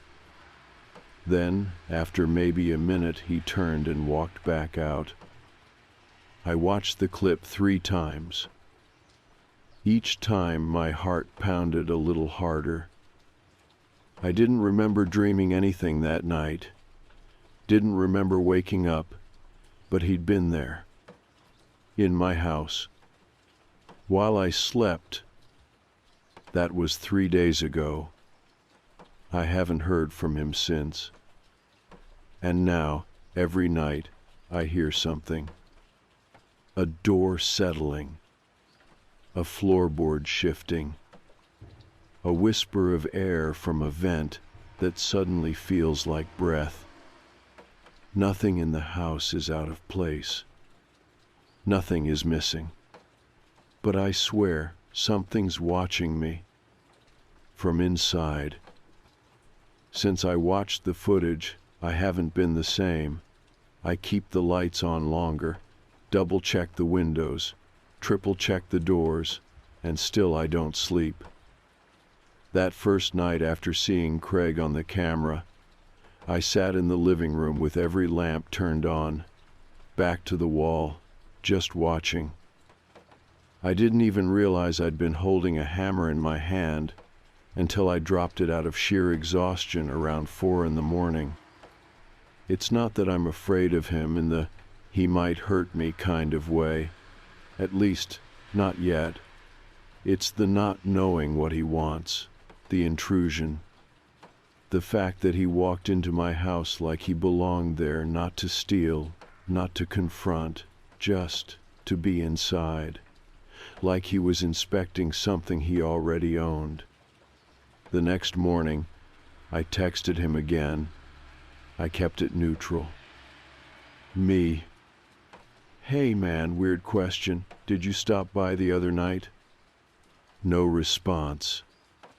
4 hours passed. Me. Craig? Still nothing. I stared at my phone all day.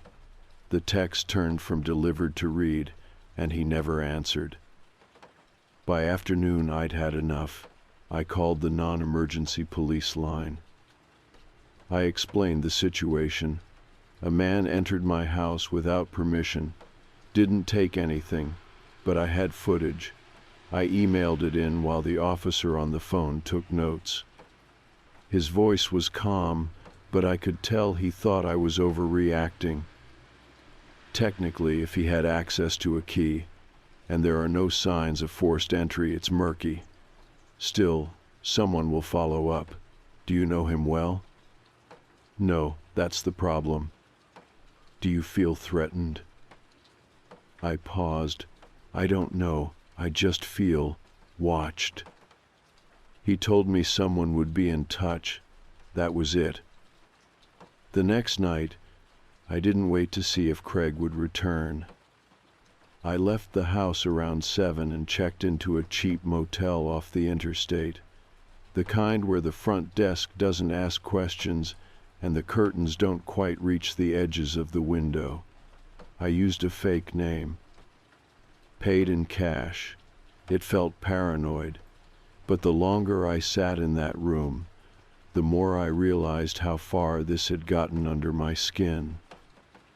I sat on the edge of the bed, scrolling through the camera app again. Nothing new. I flipped back to the night Craig entered, pausing frame by frame. And that's when I saw it. In the background, barely visible, the hall closet door. It was open a crack when Craig walked in, closed when he left. I rewound, watched again. Open at 3 a.m. Closed at 5. But he never touched it. I watched his hands the whole time. They stayed in his pockets, never moved, not once. I rewound again. Open. Then closed. And something else. The faintest flicker, maybe a shadow, maybe a trick of the grainy feed, but I could swear something moved behind that door. I didn't go back to the house the next day. I called in a locksmith, had the entire system replaced, all the doors, all the locks, even the garage. I wanted no trace of the old keys, no chance of access. I watched from my car as they worked. The locksmith didn't ask many questions, just gave me a receipt and told me to stay safe. Nice guy.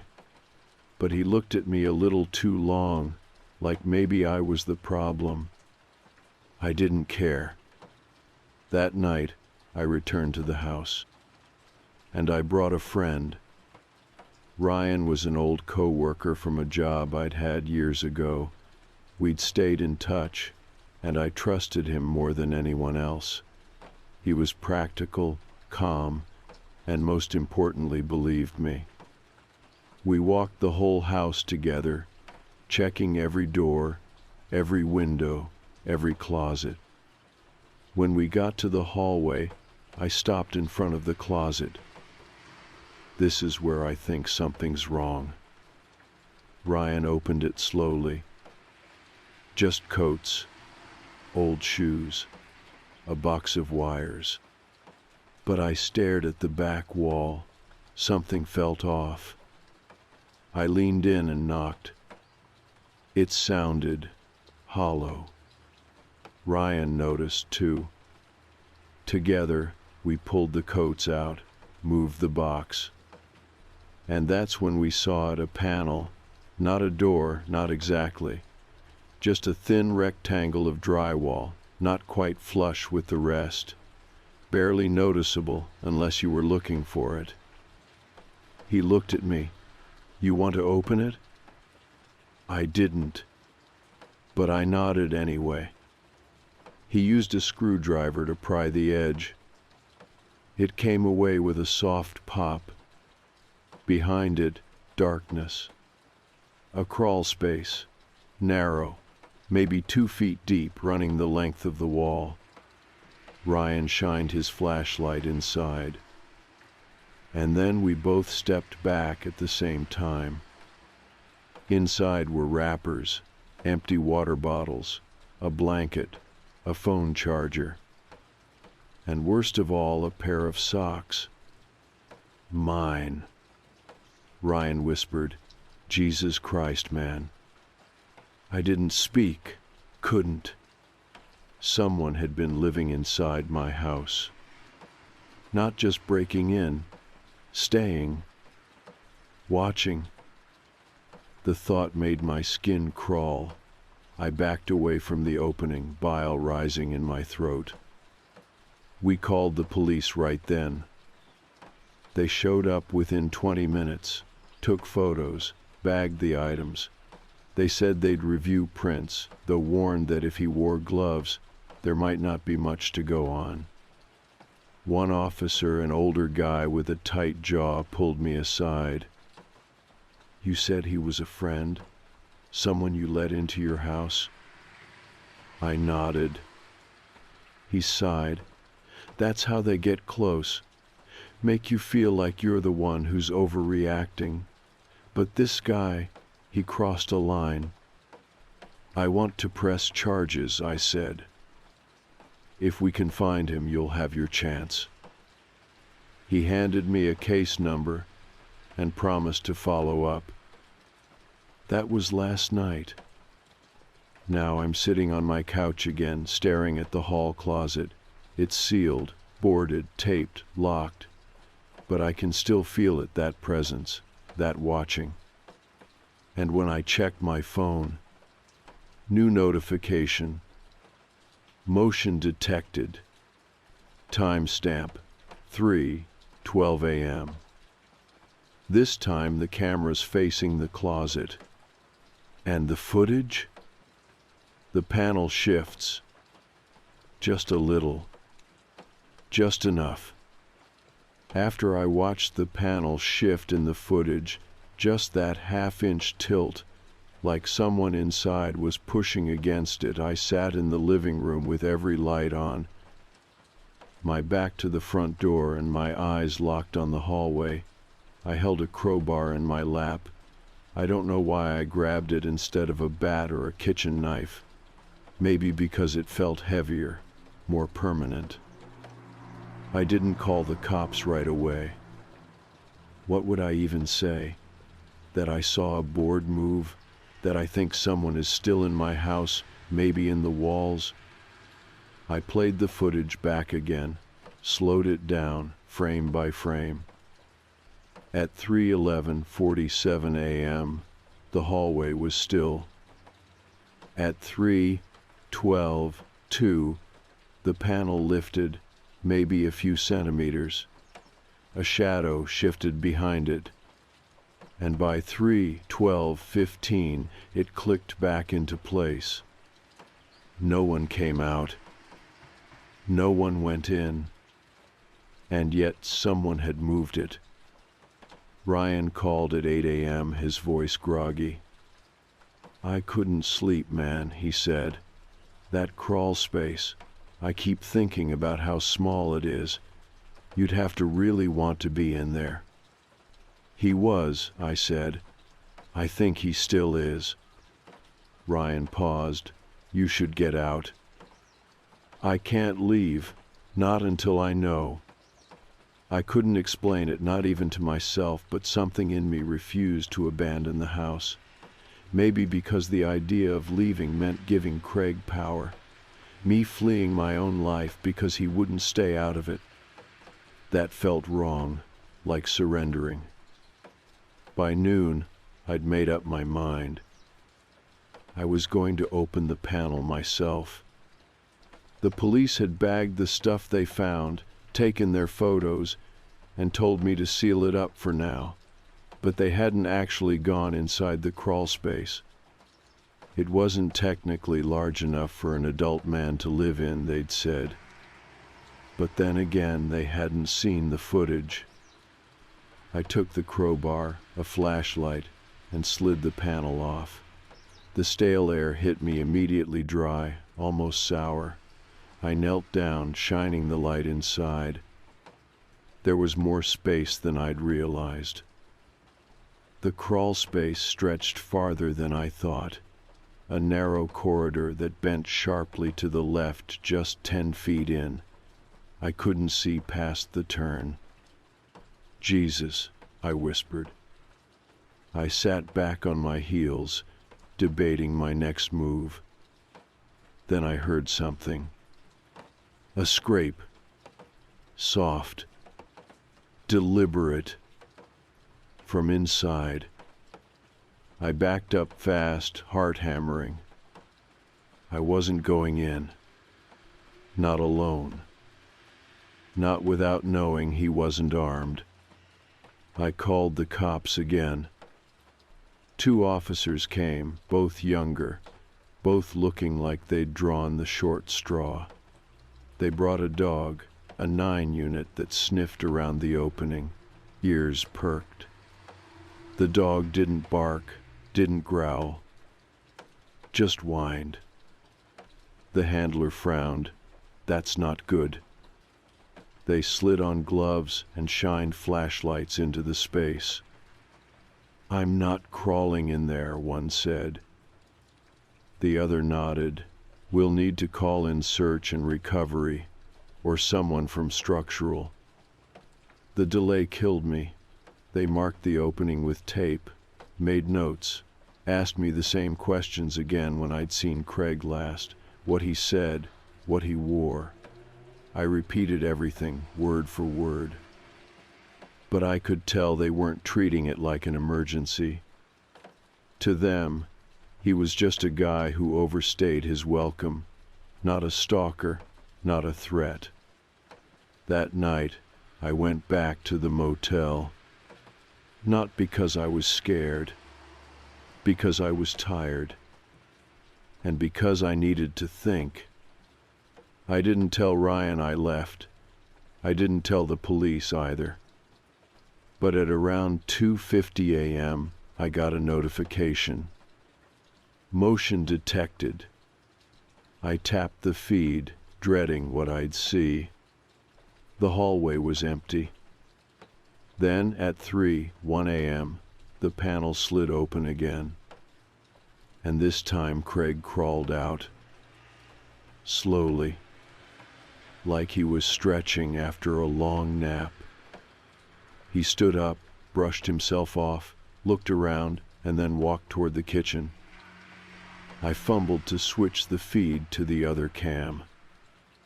He opened the fridge, drank straight from the orange juice carton, then shut it.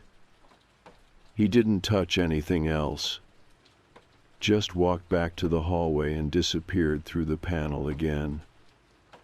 I watched the whole thing unfold in real time. My breath caught in my throat. I was frozen, sitting on the edge of the motel bed, light from the phone casting long shadows against the wall. Craig was living in my house, coming out when he knew I was gone, making himself comfortable. He didn't want to steal anything. He wanted to belong. The next morning I took the footage to the station myself. I didn't bother calling. I walked in and demanded to see Harland, the lead officer assigned to the case. They brought him out after 15 minutes. He watched the clip with furrowed brows, expression hardening with every passing second. "All right," he said, "we'll issue a warrant. We'll sweep the whole property. If he's still there, we'll find him." Finally. They came in full force that afternoon, 2 cruisers, 3 officers, and a detective. They went through the crawl space with gear, gloves, headlamps. They found him, huddled behind the bend in the wall, curled in on himself like a spider in its web. He didn't fight, didn't scream, didn't even try to run. Just said, "I thought he wanted me here." They cuffed him and walked him out the front door. As they passed me, Craig turned his head, smiled. Not big, not sinister, just calm, like he knew something I didn't, like I'd let him in. I stared at him and said nothing. He disappeared into the cruiser without a word. It's been 2 weeks. The house is quiet now. Still, I replaced the panel with actual drywall, painted over it, moved a cabinet in front of it just in case. I sleep again most nights. Sometimes I still hear sounds, a creak here, a soft thump there, but I tell myself it's just the house settling. And when I check the cameras, nothing. But every now and then, I walk past the closet and think I hear breathing. Just on the other side. You'd think that after someone's arrested for squatting in your crawl space, someone you once shared beers and jokes with, you'd sleep better. You'd assume that everything clicks back into place once they're out of the house, out of your life. That's not what happened. The first 2 nights after Craig's arrest, I barely moved from the couch. I'd doze off with the TV on, jerk awake at every commercial break, heart racing for no reason. The third night, I forced myself into bed and stared at the ceiling until sunrise. He was gone. The crawl space was sealed. The police had taken everything: his blanket, water bottles, the charger, even a small notepad they found with nonsense scribbled in red pen. Pages full of loops, names, symbols, numbers that didn't mean anything.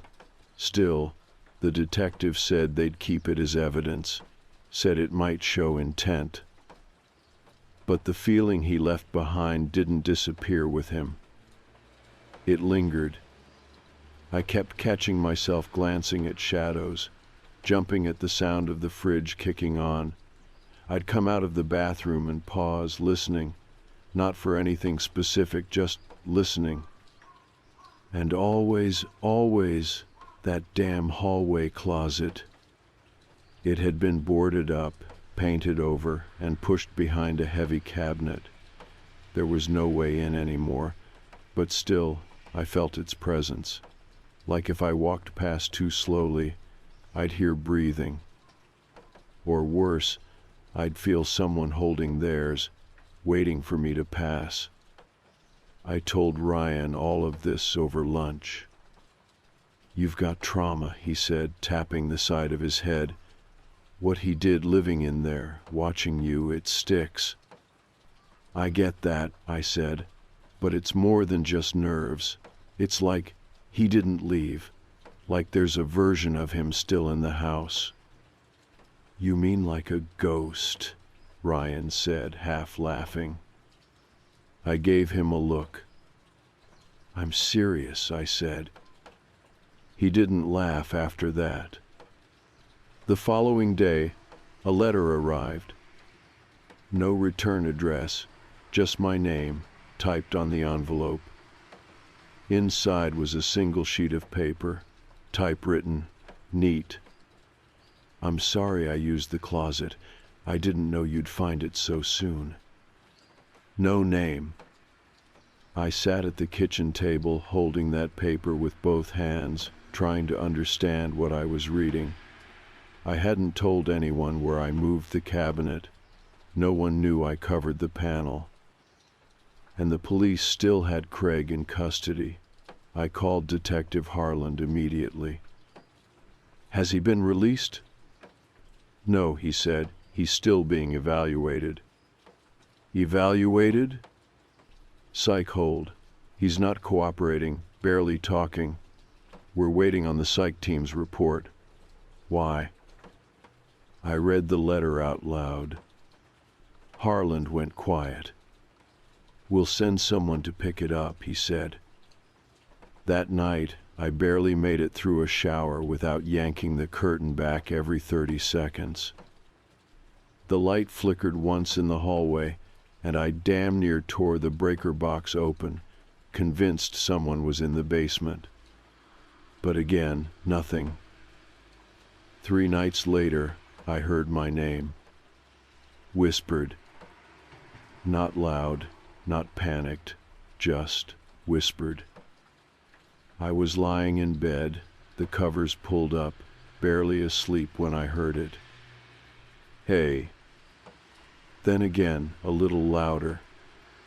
Hey, man, wake up. I sat up straight. Silence. I grabbed my phone, checked the camera app. No alerts. I got out of bed, barefoot, and made my way to the hallway. The air felt colder than usual, like a window had been left open. I checked. All shut, all locked. Then from the kitchen a click, like the sound of a light switch being flipped, only no light came on. I moved toward it, slow. The switch by the pantry was already up. I flicked it down, up, nothing. I backed away, heart pounding, feeling the weight of the house press in. That's when I noticed the front door. It was unlocked. Not wide open, just unlocked. I always locked it, always. I turned it slowly, locked it again, and stood there for a long minute trying to breathe. In the morning, I installed a second lock on the front door. Then I bought a motion-activated camera for inside the hallway, pointed directly at the closet. Even if I didn't believe in ghosts, I needed to see that nothing was coming in or out. I turned to old habits, coffee at all hours, late-night TV on mute, lights always on. The camera gave me some comfort at first. Then, on a Wednesday morning, I found a new notification. Motion detected, hallway cam, 3:43 a.m. I sat down, opened the app, and played it. The timestamp appeared, then the hallway empty, silent, bathed in that dim yellow light from the fixture overhead. At 3:43 and 21 seconds, something shifted. The cabinet. Just a tremble, a soft shudder. It moved forward less than an inch like someone had pushed from behind. Then it stopped. That was it. No one entered frame. Nothing came out. But the cabinet had moved. I checked it myself an hour later, measured the gap between it and the wall, took photos, compared it to the night before. It had definitely moved. That afternoon, I visited Craig. Not by choice. Detective Harland called, said Craig had asked to speak with me. He's lucid today, he said. Might help you close this out. Close it out. I hated that phrase, like it was something you could pack into a box, tape up, and move on from. I met Harland at the facility, a beige building with security glass and a smell that clung to your clothes. Craig sat across the table from me, wearing scrubs, no restraints. His hands were folded neatly on the table. He looked calm. Healthier even. "Hey," he said, "like we just run into each other at the grocery store. Thanks for coming." I didn't reply. He looked down at the table. "I know you probably hate me." Silence. He sighed. "I just didn't want to be alone. That's all. You were always kind, back in school, even when I was weird." "You broke into my home," I said. "I didn't take anything," he said quickly. "I just wanted to be there. You ever feel like you don't exist unless someone's watching you? He said it like it made perfect sense. I knew your routine, he continued. I never meant to scare you. I leaned forward. Did you send the letter? He tilted his head. What letter? The one that said you were sorry, about the closet. His eyes shifted, just for a second. I've been in here, he said, haven't left. I stared at him. He smiled. Small, closed lip. That same expression from the hallway footage. You sure I'm the only one you let in? I left without another word. And that night, the hallway camera caught something new. A light flickering under the closet. Just for a second. A dim glow, then gone. Like a candle had been lit, then snuffed out. I didn't tell anyone about the candlelight. Not Ryan, not the cops, definitely not the detective who sat across from me while I tried to explain that something was still inside my house, something besides Craig. Because if it wasn't Craig and I was starting to believe it wasn't, then who the hell was it? Or worse, what? The next few nights were quiet in the literal sense. No motion alerts, no new sounds, no creaks or whispers or shuffling cabinet. But that was the problem. It was too quiet. I couldn't sleep in my room anymore. The hallway outside felt like it was holding its breath, like something waited just out of sight. I started camping out in the living room again, back on the couch where this whole thing began, the security feed always playing on a tablet next to me. The hallway camera stayed still, but I didn't trust stillness anymore. Stillness was waiting. Stillness was watching. I woke up around 4 in the morning on Friday, sweating. Not from a dream. I don't even think I was sleeping. My shirt was soaked. The kind of sweat that comes from dread, not heat. I sat up, rubbed my face, and glanced toward the kitchen. The hallway light was off. I never turned off the hallway light. I stood slowly, every hair on my arm standing up. My foot hit the floor too hard and made a dull thud that echoed more than it should have in a house that small. I looked down the hall. Darkness. I checked the camera feed on the tablet. Black screen. No signal. That was impossible. The camera was hardwired into the wall.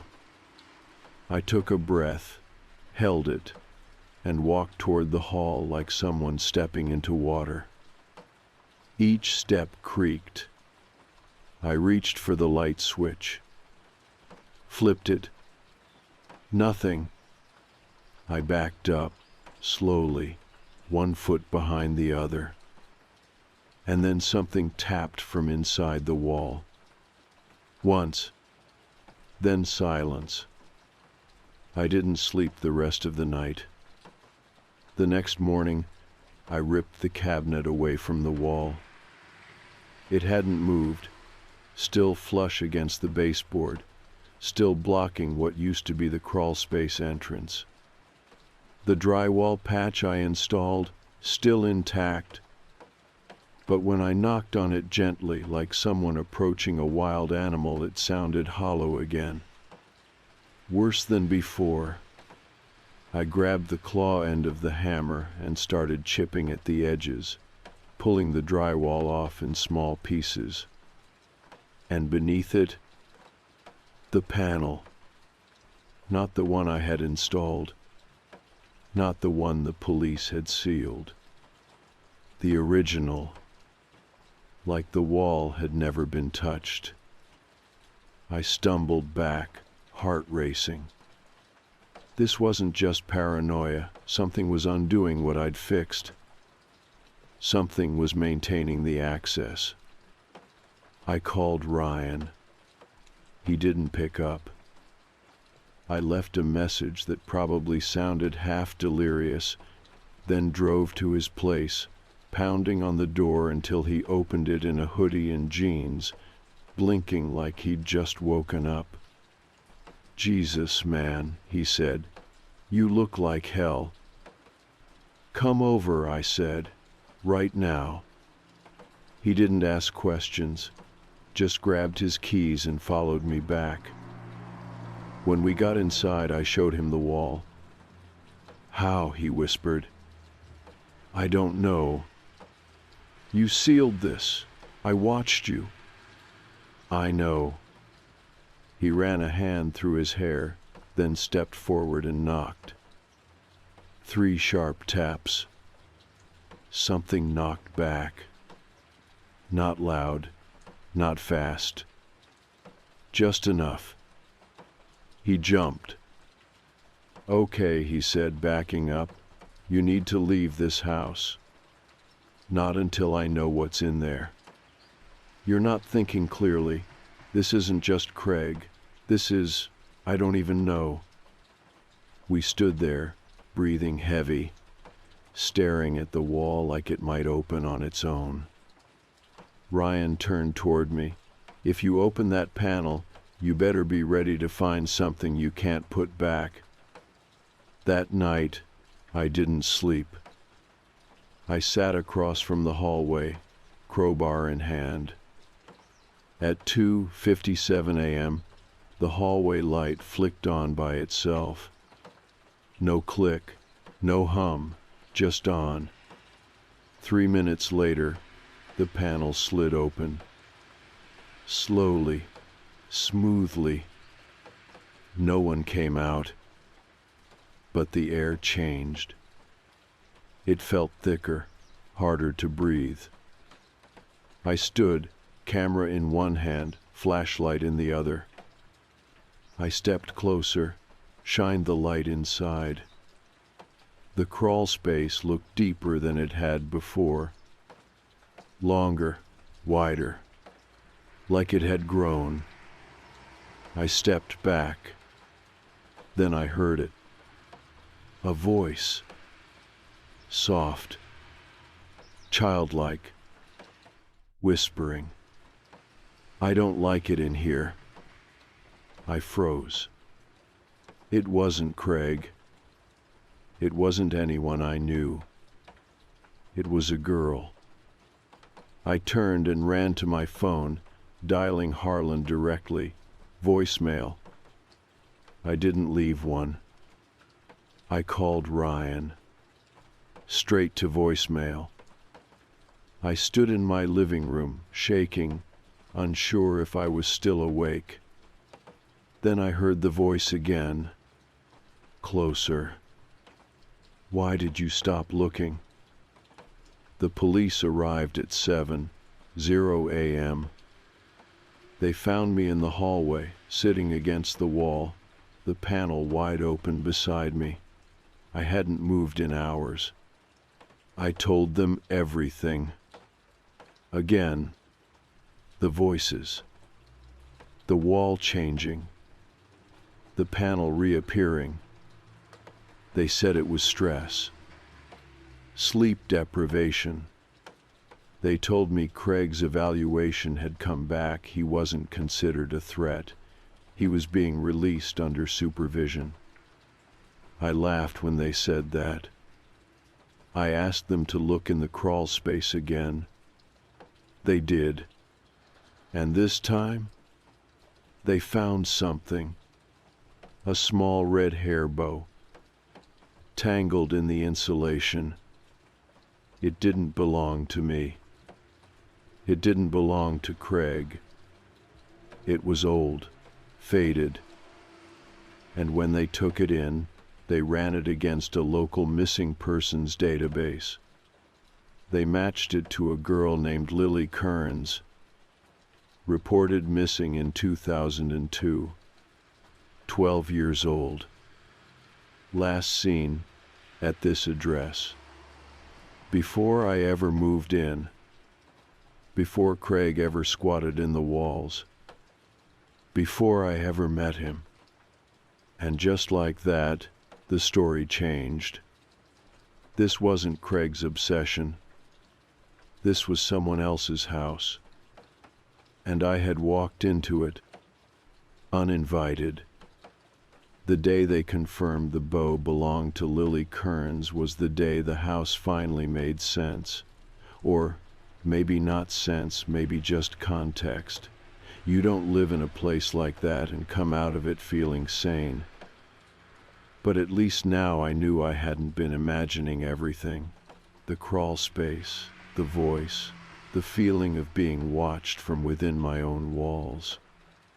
There was a history here, and I had stepped into it blindly. They reopened her case. Turns out Lily Kearns had gone missing from this very house over 20 years ago. She'd been in foster care placed with a couple who'd vanished shortly after she did. No one had connected the house back then, not after it was flipped and sold a few years later. No one remembered, or maybe no one wanted to. The bow was enough to shake things loose. They sent a cadaver dog into the crawl space the next week. And that's when they found her. Not just her remains, but the toys, the blanket, a name carved into the wood. Lily, etched by a child's hand into the back wall. They never found the foster parents. And as for Craig, he hadn't known about her. When they showed him the pictures, the carving, the bow, he broke down. They said he wept like a child, said he never saw her, never heard her, said he only chose that crawl space because it felt safe, familiar, like someone was protecting him. Harlan told me that part. I didn't respond. The house sat empty for 2 weeks. I stayed with Ryan, sleeping on his couch, drifting between exhaustion and something worse. Not quite paranoia, more like residual dread. Like even though the danger had passed, my body hadn't gotten the memo. The closet stayed boarded, the cabinet untouched, but I couldn't stop thinking about that voice. The one that whispered to me, "Why did you stop looking?" I hadn't told anyone about that, not even Ryan, because part of me knew it wasn't something I could explain. It wasn't just a memory or a hallucination or a leftover echo from trauma. It was real. She was real. A girl who had been trapped, forgotten, hidden so deeply that even when someone lived right above her, they didn't know she was there. And somehow, I think she forgave me. Or maybe she just wanted me to finish it. I went back to the house the following weekend. Alone. Ryan offered to come with me, but I needed to face it without a buffer. I needed to look it in the eye and prove it didn't control me anymore. The locks had been changed. Again, standard procedure. There were still police markers on the doorframe, warning tape on the crawl space wall, but no one was watching anymore. I walked the house in silence. Kitchen, bedroom, bathroom, all untouched. Then the hallway. The panel was still open. I sat down in front of it, legs crossed like I was waiting for a confession.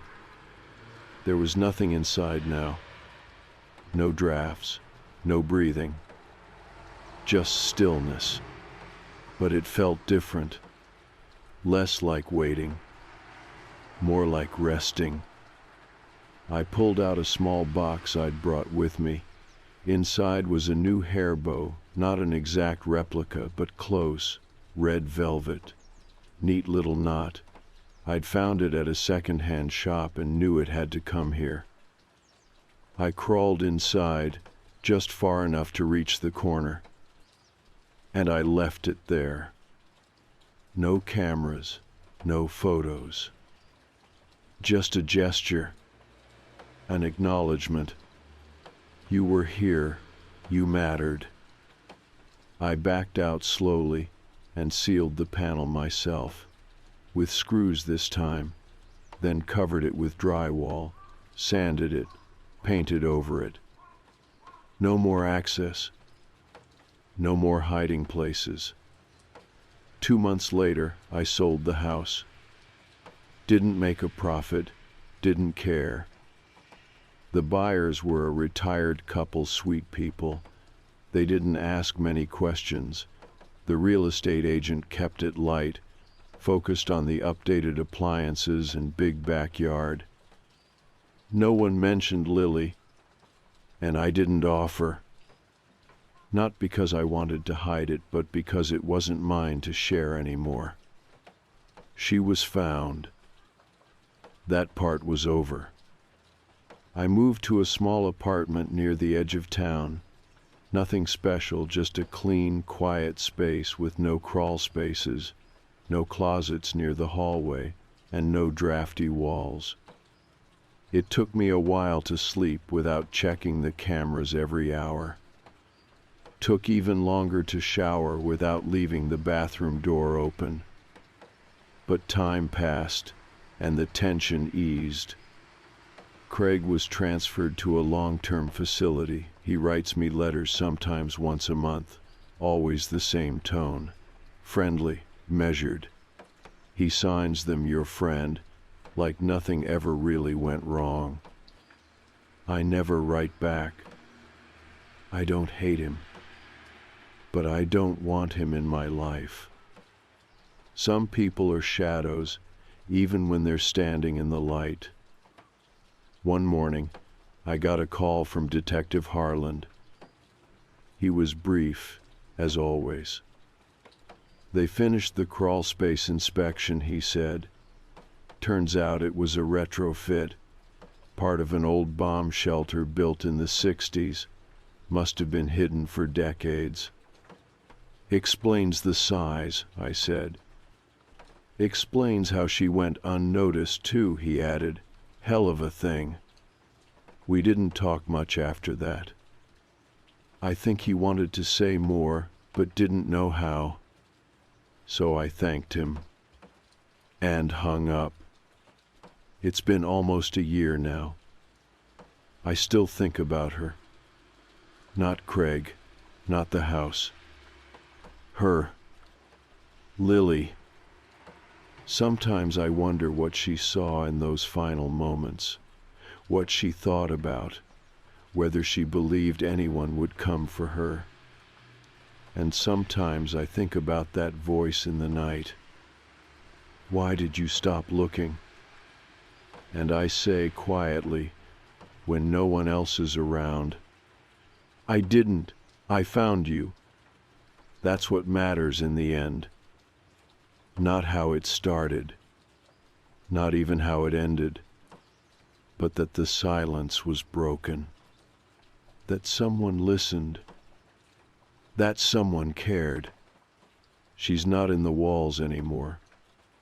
She's free, and so am I.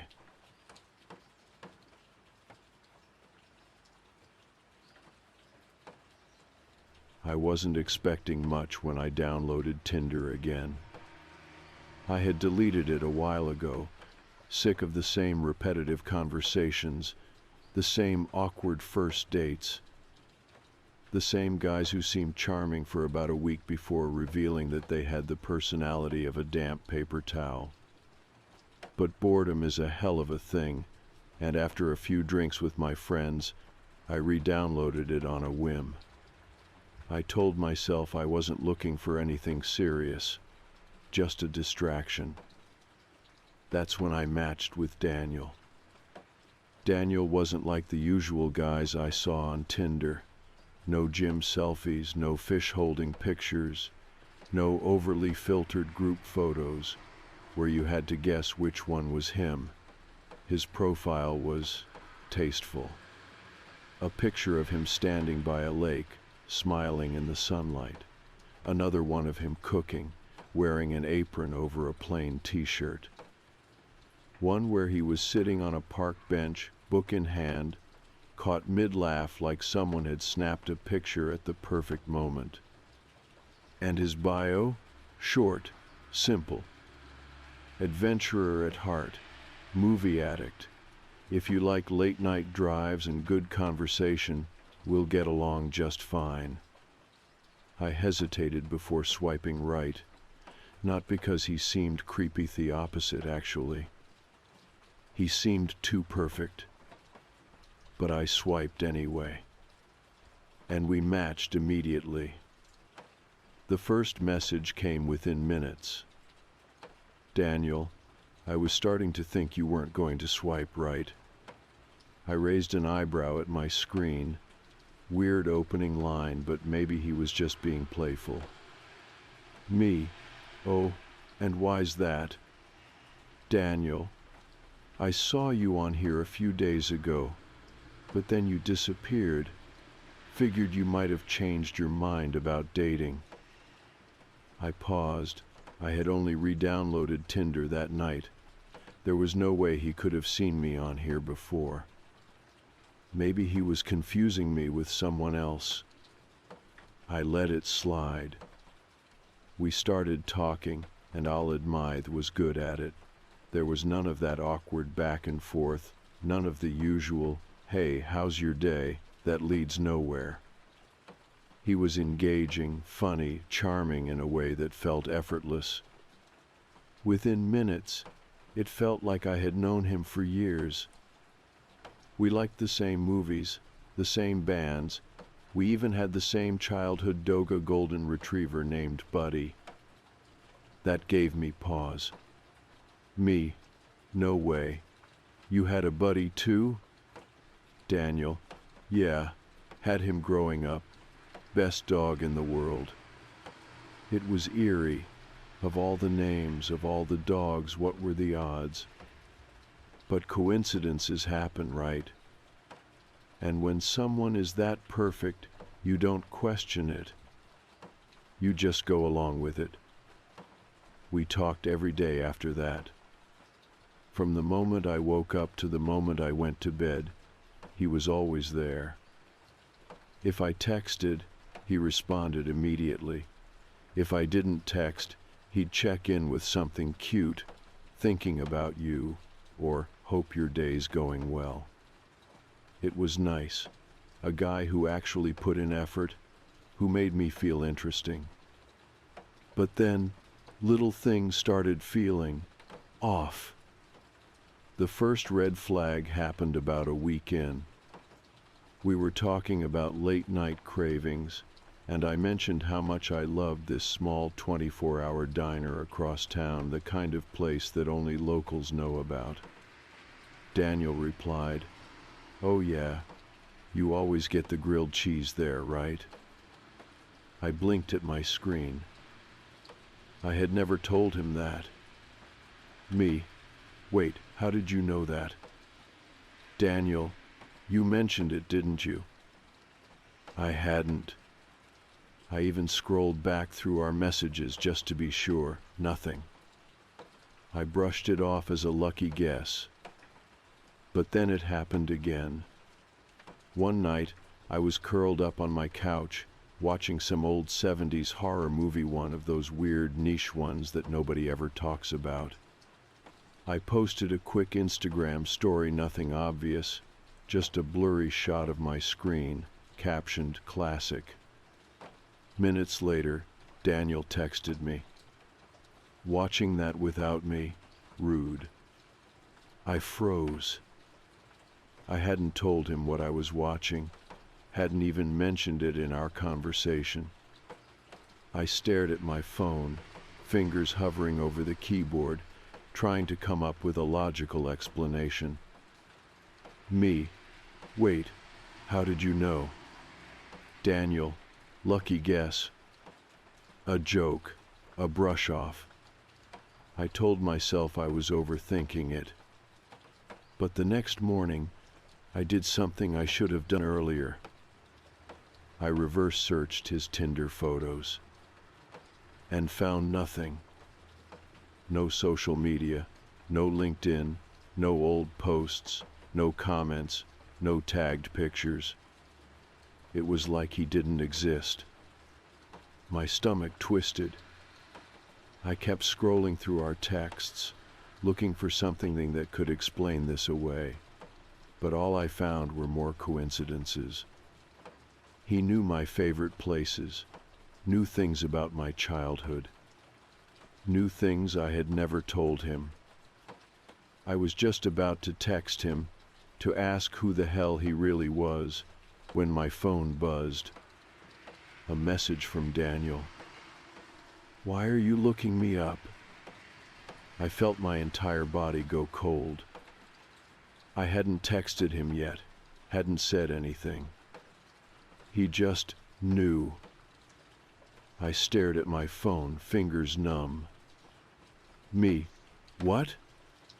A typing bubble appeared, then disappeared, then reappeared again.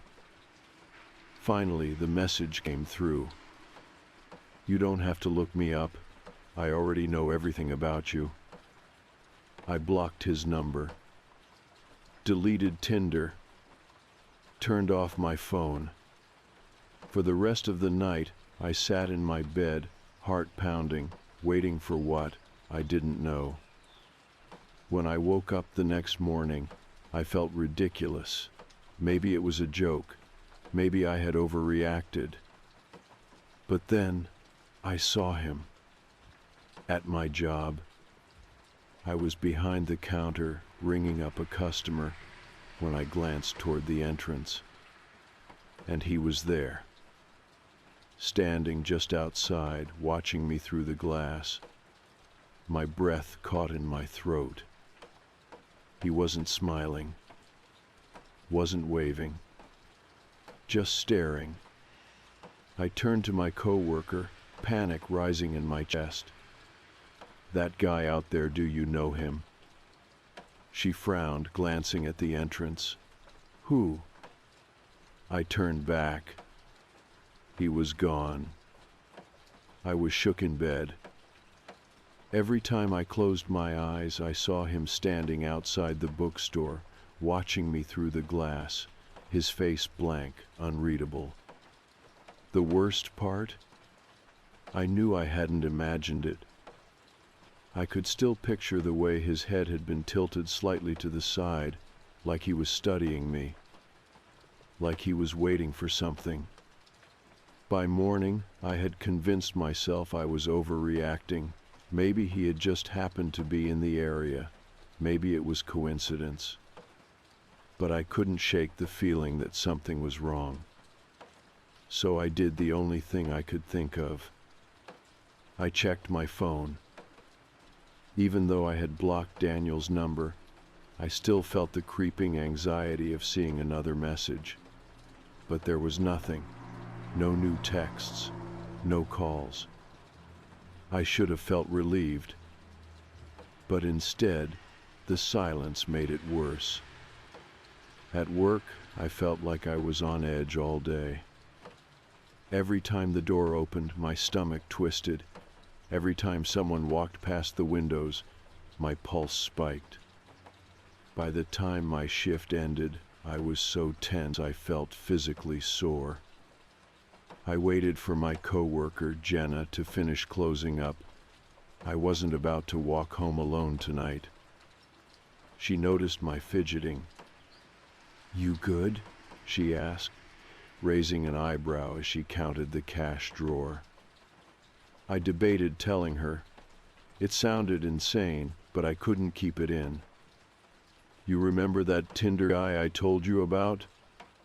Jenna looked up, curious. "The perfect one?" I swallowed. "Yeah, I think he's been watching me."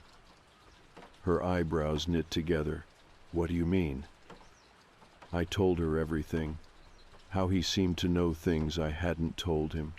How he somehow knew I had searched for his photos.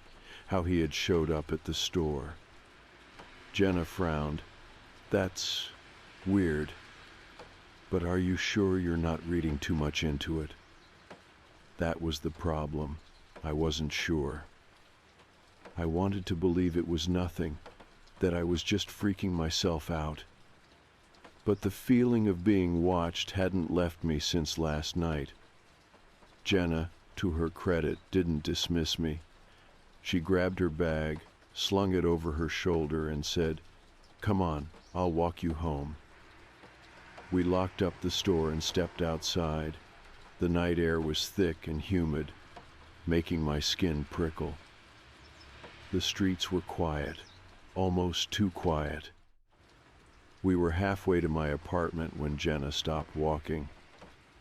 "You all right?" I asked, my voice barely above a whisper. She didn't answer at first, just turned her head slightly, looking at something across the street. I followed her gaze. There, standing under the glow of a streetlight, was a man. Tall, still, watching us. He was too far away for me to see his face clearly, but I didn't need to. I knew it was him. My stomach twisted into knots. "Okay," Jenna whispered. "That's creepy as hell." I didn't breathe, didn't move, just kept my eyes locked on him, waiting for him to do something.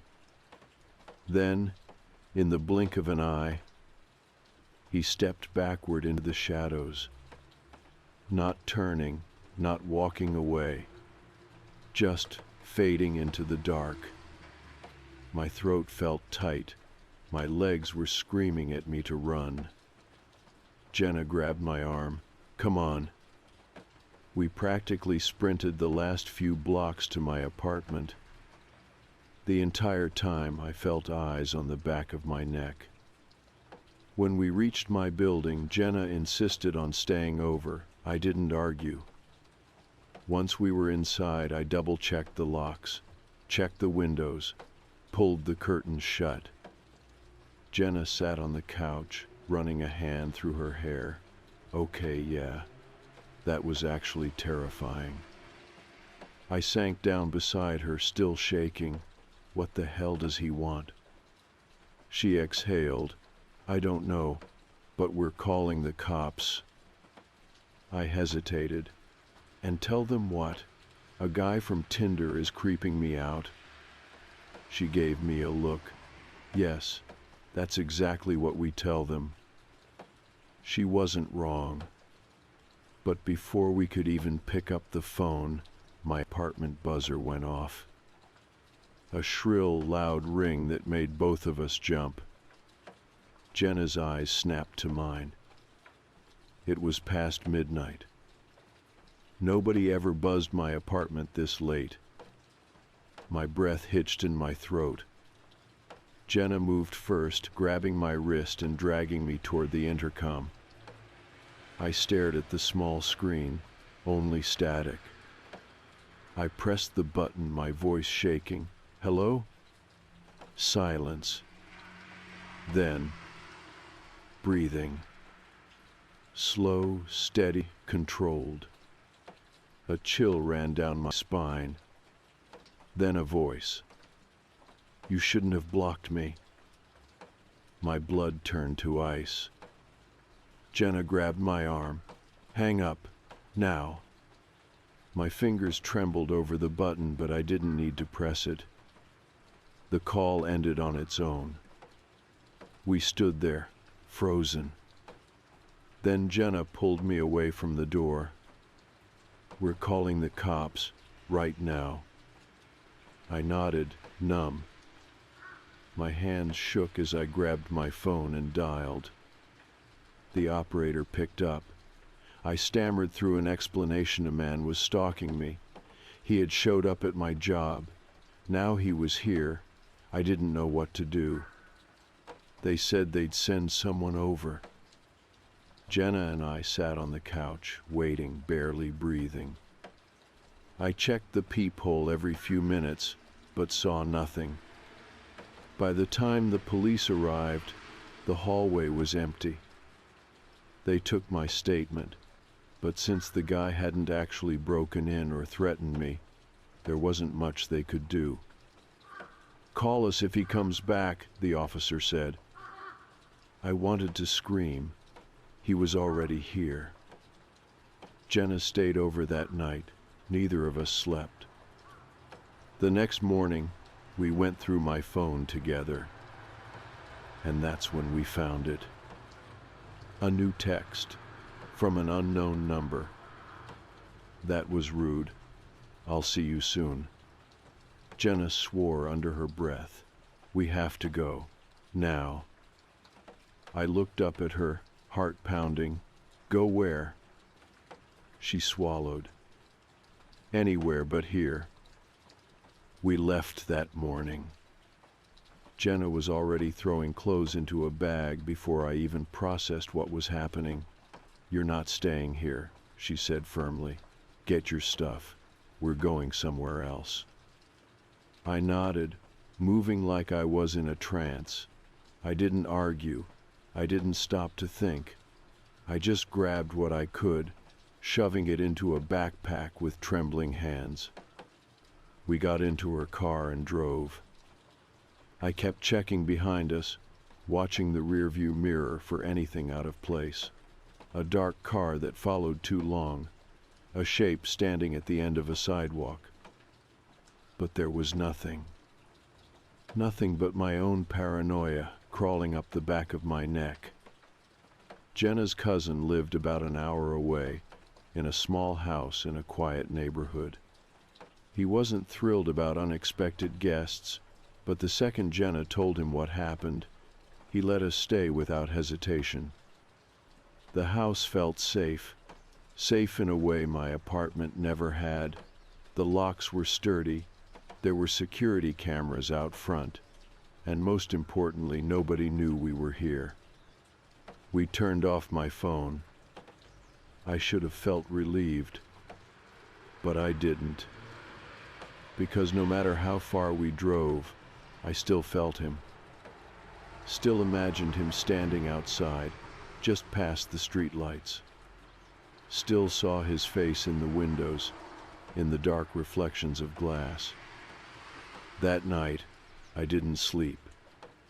Jenna passed out almost immediately, exhaustion catching up with her, but I just lay awake, staring at the ceiling, thinking. How long had he been watching me? Had he seen me before Tinder? Had he followed me first, studied me, before making his profile? Had he planned this the whole time? My chest felt tight. I squeezed my eyes shut, trying to push the thoughts away, but that only made it worse. Because every time I closed them, I saw him at my job, at my door, standing beneath the streetlights. And I remembered the way he had stepped backward into the shadows, like he was playing with me, like he wasn't done yet.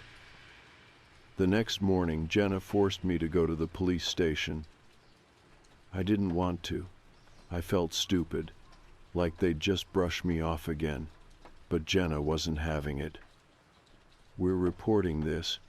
In person," she said. "They can't ignore you if you're standing right there." So we went. I sat in a cramped office and told them everything, every detail, every message, every time he showed up where he shouldn't be. The officer listened, took notes, asked questions, but at the end of it he just sighed. "I get why you're scared," he said, rubbing his temple. "But the problem is, he hasn't committed a crime. You blocked him, right? You left the apartment. That's good. Just stay somewhere else for now. If he contacts you again, let us know." I felt sick. That was it. That was all they were going to do? I wanted to scream. Jenna must have seen the look on my face, because she put a hand on my arm, squeezing it tight. "Come on," she said softly. "Let's go."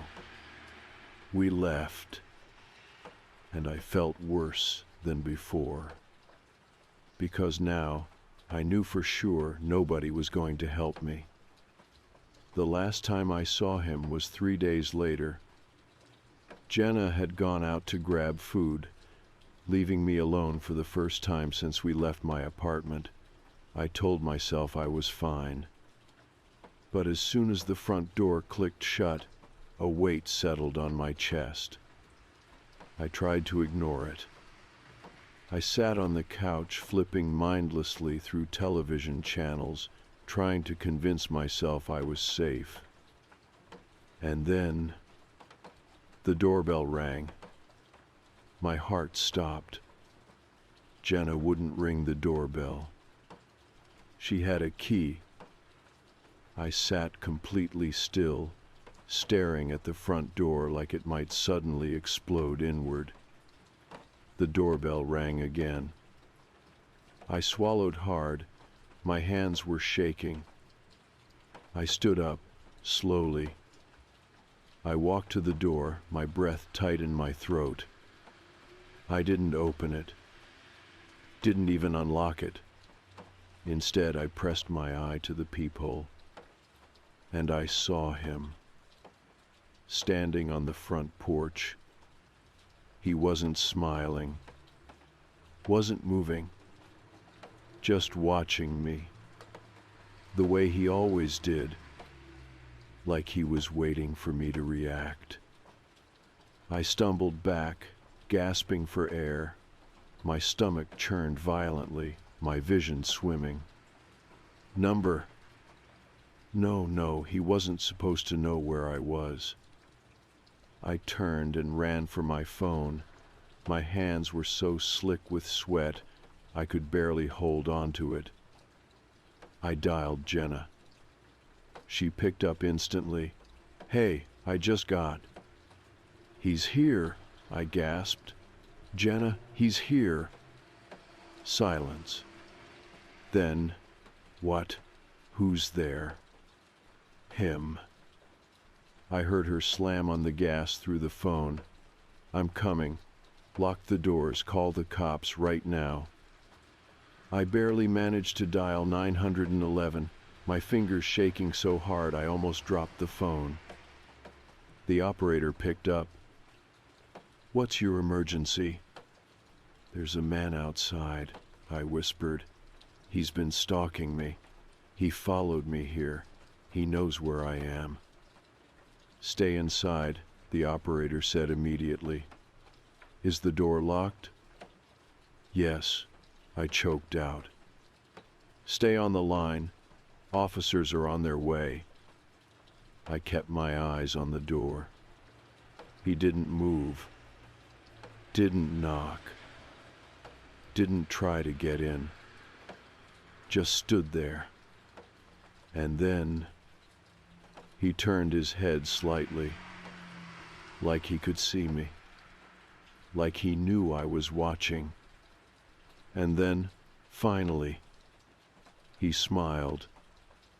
A slow, eerie smile that made my skin crawl. Then he stepped backward, fading into the shadows, just like before. By the time the cops arrived, he was gone. I never saw him again after that. The police took it seriously this time. They checked the security cameras. They found his face, his license plate.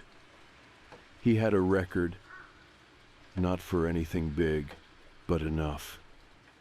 They put out a restraining order, warned me to stay vigilant. I moved, changed my number, deleted Tinder forever. It's been almost a year now, and I'd like to say I don't think about him anymore. But I do. Sometimes when I pass a storefront window, I see a reflection behind me. When I'm out late, I feel like someone's watching. And sometimes, in the middle of the night, I wake up thinking I heard a doorbell. I don't go to check, because I know what I'll see. I'll see him, standing there, smiling, waiting.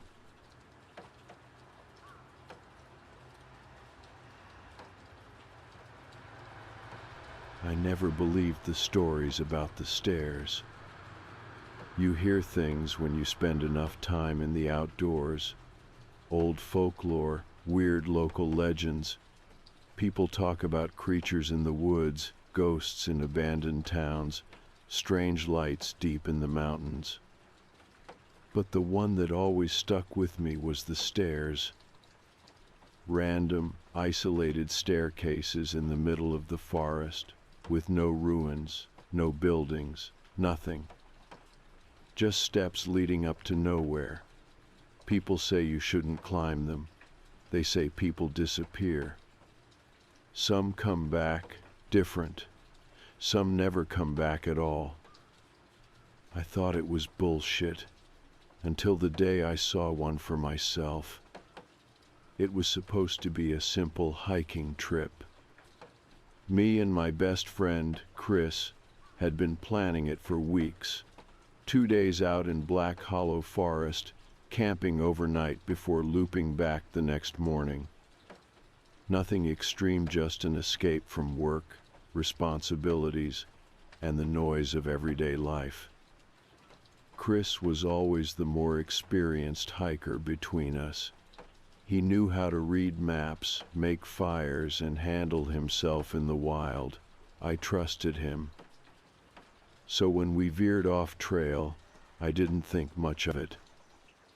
We were about 5 miles deep into the forest when we spotted it. At first, I thought my eyes were playing tricks on me. The trees had thinned out in one section, creating a small clearing, and in the center of it, stairs, perfectly intact. They weren't ruins. They weren't crumbling. They looked solid, like they had been built yesterday. It was a short flight, maybe 12 steps total, leading up to nothing. No platform, no structure, just stairs standing alone in the woods. I stared, my stomach twisting with unease. Chris let out a low whistle. Holy shit. What the hell is that? I muttered. He took a step closer. You ever hear those stories about stairs in the woods? I forced a laugh. You mean the creepy internet posts? Yeah. Chris grinned. Think this is one of them? I shifted my weight. The clearing was too quiet. No birds. No wind rustling through the leaves. The air felt heavy. Dude, I said uneasily, let's just keep moving. But Chris wasn't listening. He took another step forward, eyes locked on the stairs. It's so weird, he murmured. It looks brand new. I felt my pulse pick up. Something about this felt wrong. I'm serious, man. Let's go, I said.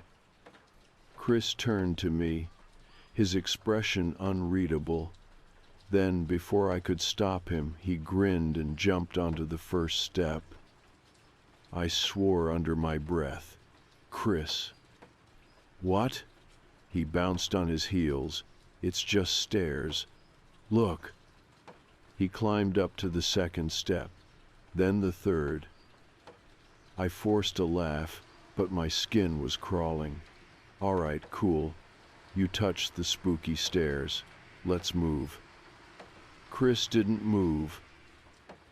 He was staring at the top step now, like he was debating something. Chris, I said, come on. He looked down at me, smirking. What do you think happens if I go all the way up? I don't care. Let's go. He turned back toward the stairs. And then, before I could stop him, he climbed to the top. I blinked. For less than a second, I turned my head just a quick glance toward the tree line. When I looked back, Chris was gone. I froze. My mouth went dry. The clearing was empty. The stairs were empty. No sound, no movement. Just the same silent, unnatural stillness. A chill ran down my spine. Chris? Nothing. I took a shaky step forward. Chris, quit screwing around. The air felt heavy, like the world was holding its breath. I swallowed hard. My brain tried to rationalize I must have jumped down on the other side, maybe ran off as a joke, but I hadn't heard anything. No footsteps, no rustling leaves, just gone. I moved closer, heart pounding. Chris, my voice cracked, panic creeping in. I walked around the stairs, checking the other side. Nothing. I dropped to my knees, searching the ground for footprints. Nothing. It was like he had been erased. A sharp ringing filled my ears. I took a shaky breath, squeezing my hands into fists. Think. Maybe he ran ahead to mess with me. Maybe he was hiding. Maybe. A whisper cut through the air. Low, breathless. It sounded like my name. I spun around, but the clearing was empty. The sound hadn't come from the trees. It had come from above me. I turned back toward the staircase, my stomach twisting into knots. The top step was empty, but for the first time I noticed something. The stairs weren't covered in dust. The rest of the forest floor was littered with fallen leaves, dirt, debris, but the stairs were spotless. Like they never got old, never got dirty. Like they weren't really part of this world. The whisper came again. A chill ran down my spine. I stumbled back, heart slamming against my ribs. And then, the worst part. A footprint appeared on the top step. I choked on a breath. One single footprint, fresh, pressed into the dustless surface, like someone or something was still standing there. I ran. I didn't think. I just ran. Branches whipped against my arms as I crashed through the trees. My lungs burned, but I didn't stop. I didn't look back. Didn't stop running until I reached the road. Didn't stop until I was miles away from the stairs. Chris was gone, and I had no idea where he went. I don't remember how long I ran. The trees blurred together as I stumbled through the woods, branches whipping at my face. My legs burned, but I couldn't stop. I wouldn't stop. Every instinct in my body screamed at me to get as far away from that clearing as possible. Chris was gone, just gone, and I had left him. The thought made me slow down, gasping for air. My head was spinning, my body shaking from adrenaline and fear. I turned in a circle, trying to get my bearings, but everything looked the same: endless trees, endless shadows stretching between them. I had no idea where I was. Shit, I muttered under my breath, pressing my hands to my knees. Think. I needed to think. Chris couldn't have just disappeared. There had to be a logical explanation. Maybe I had hallucinated it. Maybe he had jumped off the stairs and taken off running, trying to mess with me. Maybe he was hiding somewhere nearby, laughing his ass off at how scared I looked. That sounded like Chris. It was the only explanation that made sense.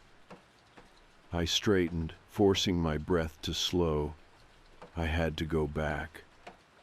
I had to find him. Even if the thought made my skin crawl. The woods felt different now. I couldn't explain it, but something about the air had changed. It was heavier, still, as if the entire forest was watching me. I swallowed hard and turned around, trying to retrace my steps. Every part of me screamed against it, but I had no choice. I had to find Chris. I wouldn't leave him behind. It took me almost an hour to find the clearing again. I hadn't realized how far I had run. My body was aching, my clothes damp with sweat, but the second I saw the stairs, every ounce of exhaustion vanished. The clearing looked exactly the same empty air where Chris should have been standing. The same spotless stairs. And the same single footprint on the top step. I stopped at the edge of the trees, my pulse hammering. I didn't want to get closer. I didn't even want to be this close. But I had no choice. I cupped my hands around my mouth. Chris!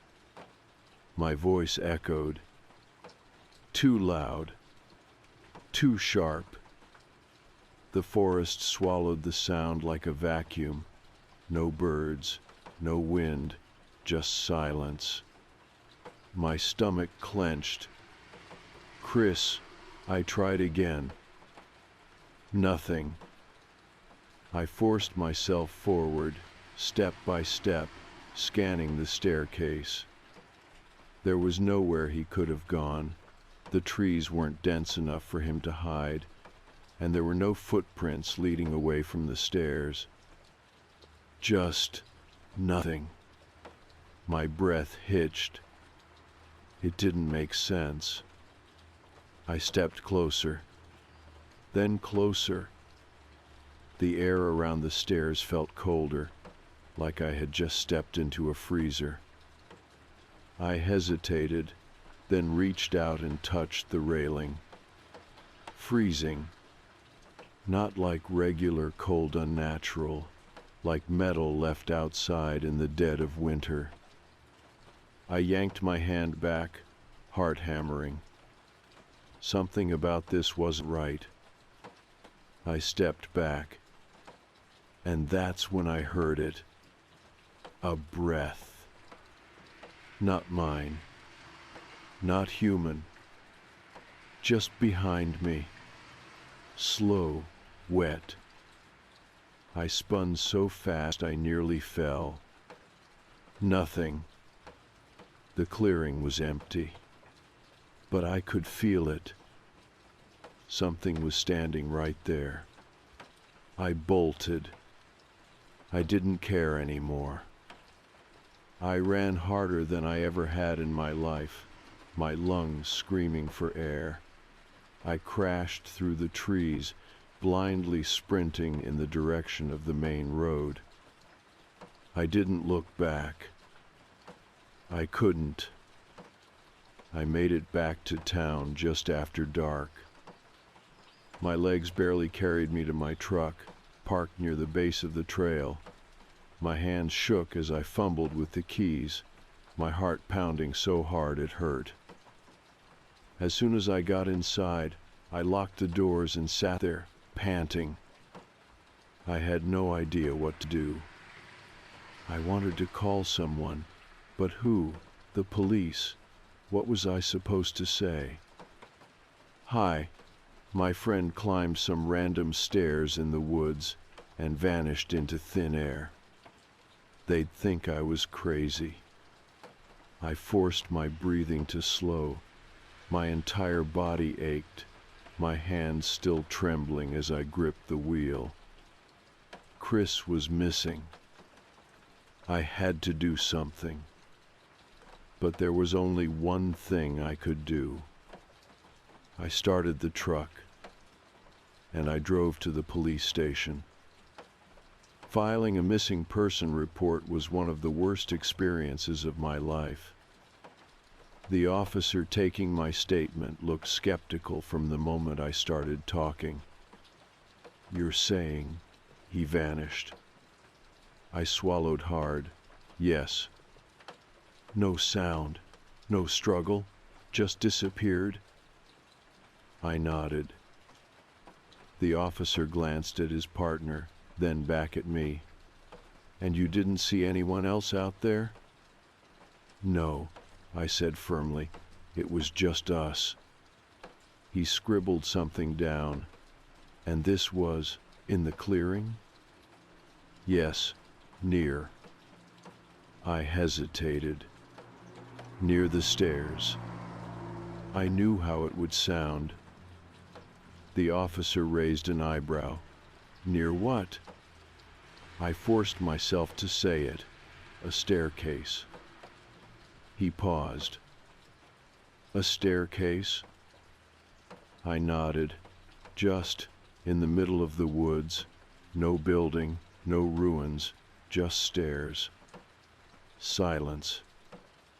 The officer's face didn't change, but something in his posture shifted.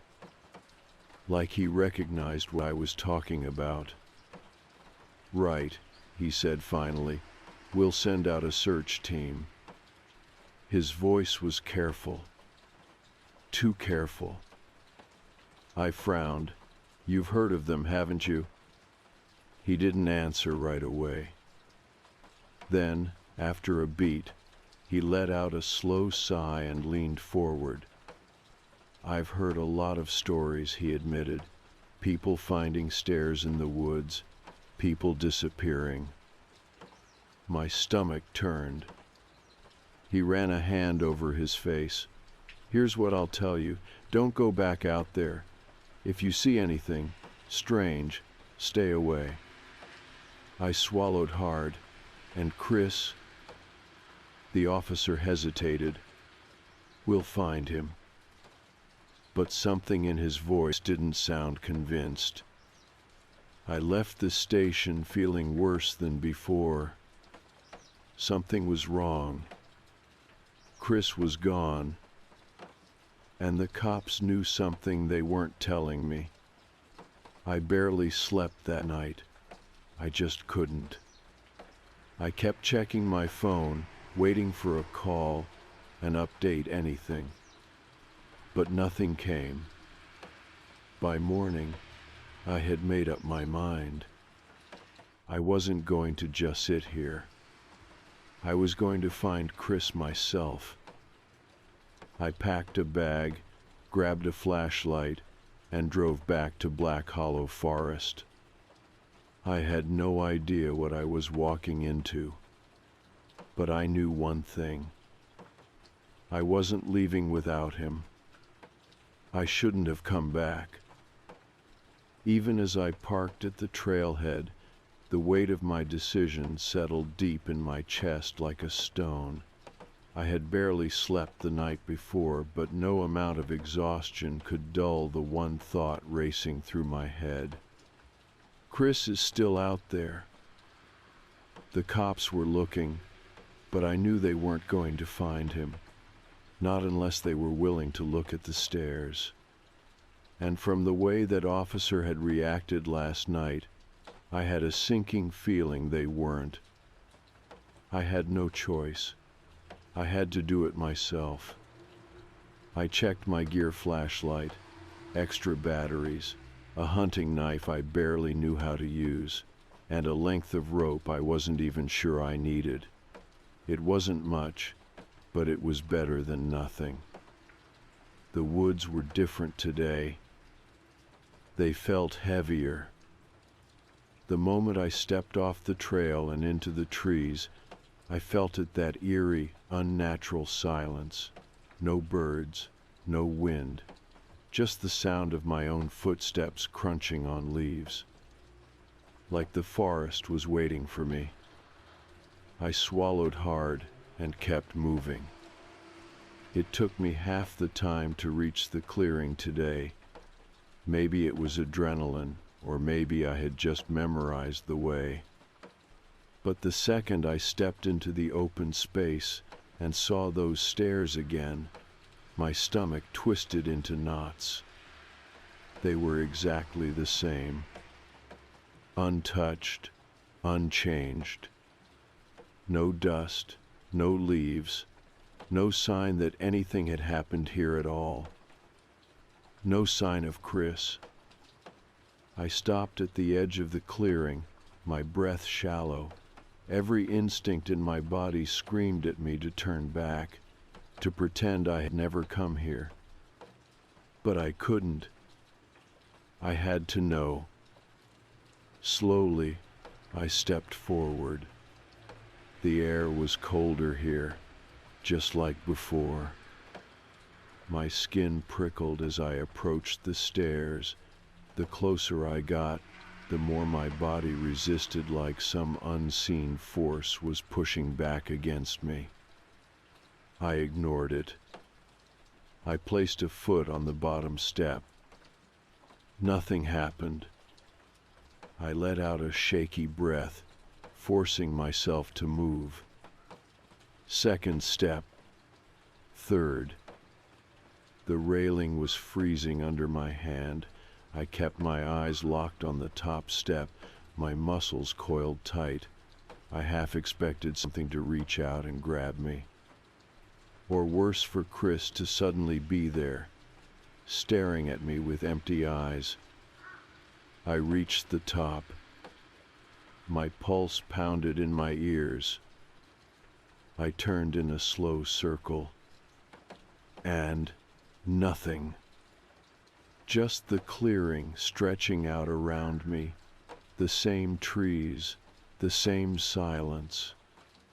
I felt stupid. What did I expect? That I'd step onto the last stair and suddenly be in another world? That I'd find Chris standing here, waiting? I exhaled sharply and stepped down.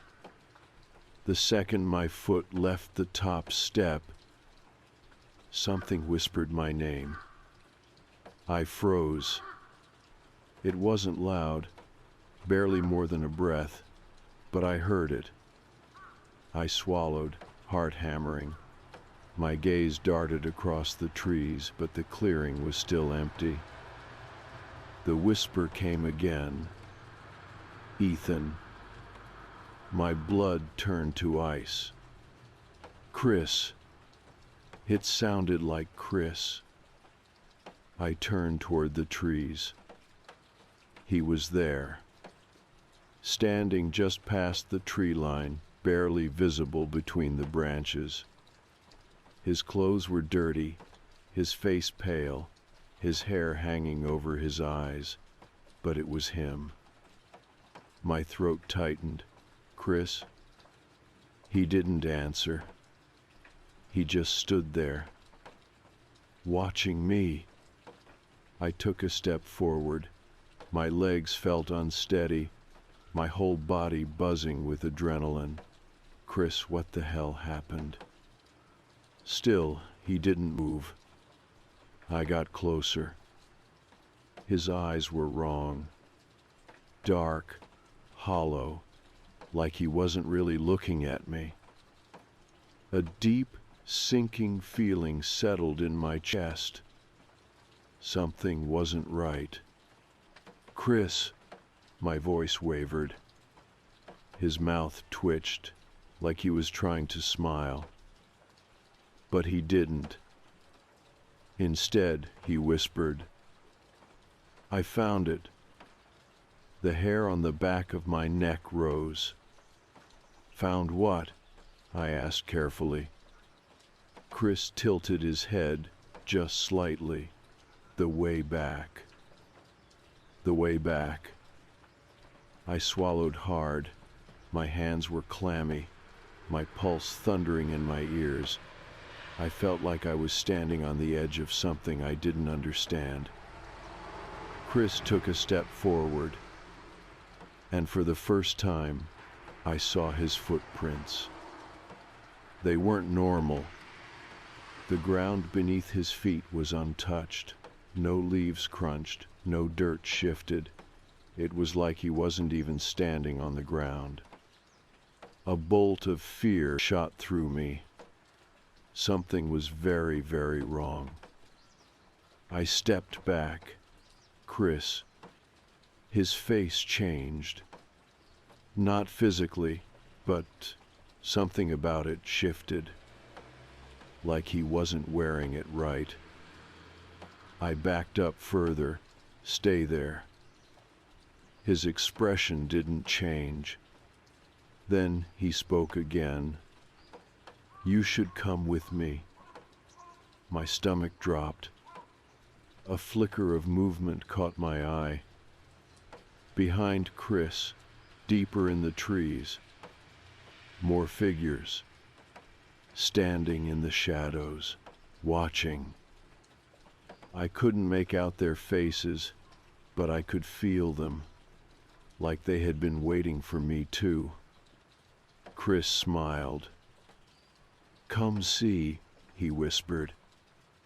I ran. I turned and sprinted so hard my vision blurred, my breath coming in short gasps. I didn't look back. I couldn't. The forest shifted around me. The trees looked different, warped, like the landscape was bending in ways it shouldn't. I could hear footsteps behind me. Too many. Not just Chris. The others, too. I nearly collapsed when I saw my truck up ahead, parked right where I left it. My fingers fumbled with the door handle, my breath ragged as I threw myself inside. I locked the doors, forced myself to look up. The forest was still. Chris was gone. So were the others. The clearing was empty. I sat there, hands gripping the steering wheel, trying to stop shaking. It felt like I had almost stepped off a cliff without realizing it. Like I had barely made it back. But Chris hadn't. And whatever had come back wasn't him. I started the truck and drove. I didn't stop until I was miles away. But I knew this wasn't over. I didn't stop driving until I reached my apartment. I don't even remember the drive. My hands were white-knuckled on the wheel the whole way, my breath coming in short gasps. Even when I got inside, I didn't feel safe. I locked the door, deadbolt, chain. Then I shoved a chair under the handle for good measure. And I sat there, staring at the door, waiting. For what? I wasn't sure. For Chris to show up, for the nightmare to keep going, or for me to finally wake up and realize I had imagined everything. Because that was the only logical explanation, right? People don't just disappear into thin air. They don't come back wrong.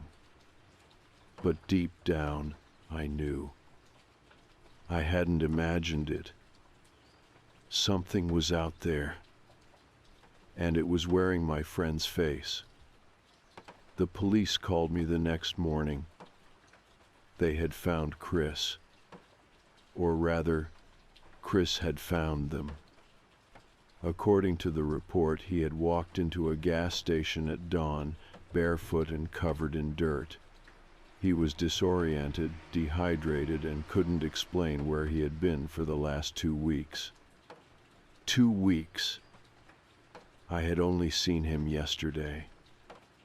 My stomach twisted as I listened to the detective on the phone.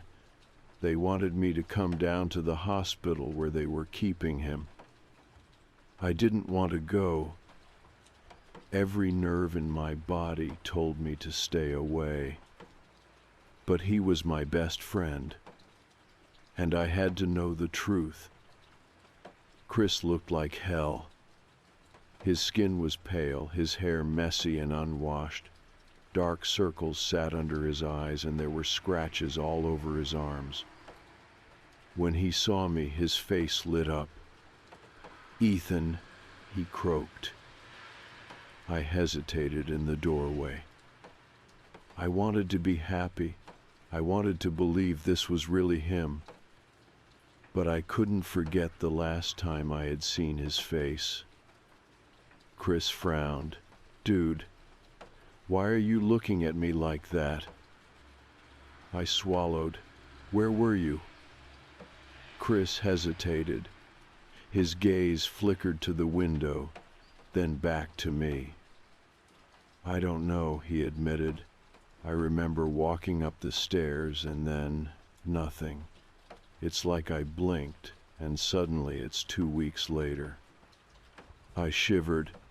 "You don't remember anything?" He rubbed the back of his neck, shaking his head. "Just," he hesitated, his brow furrowing.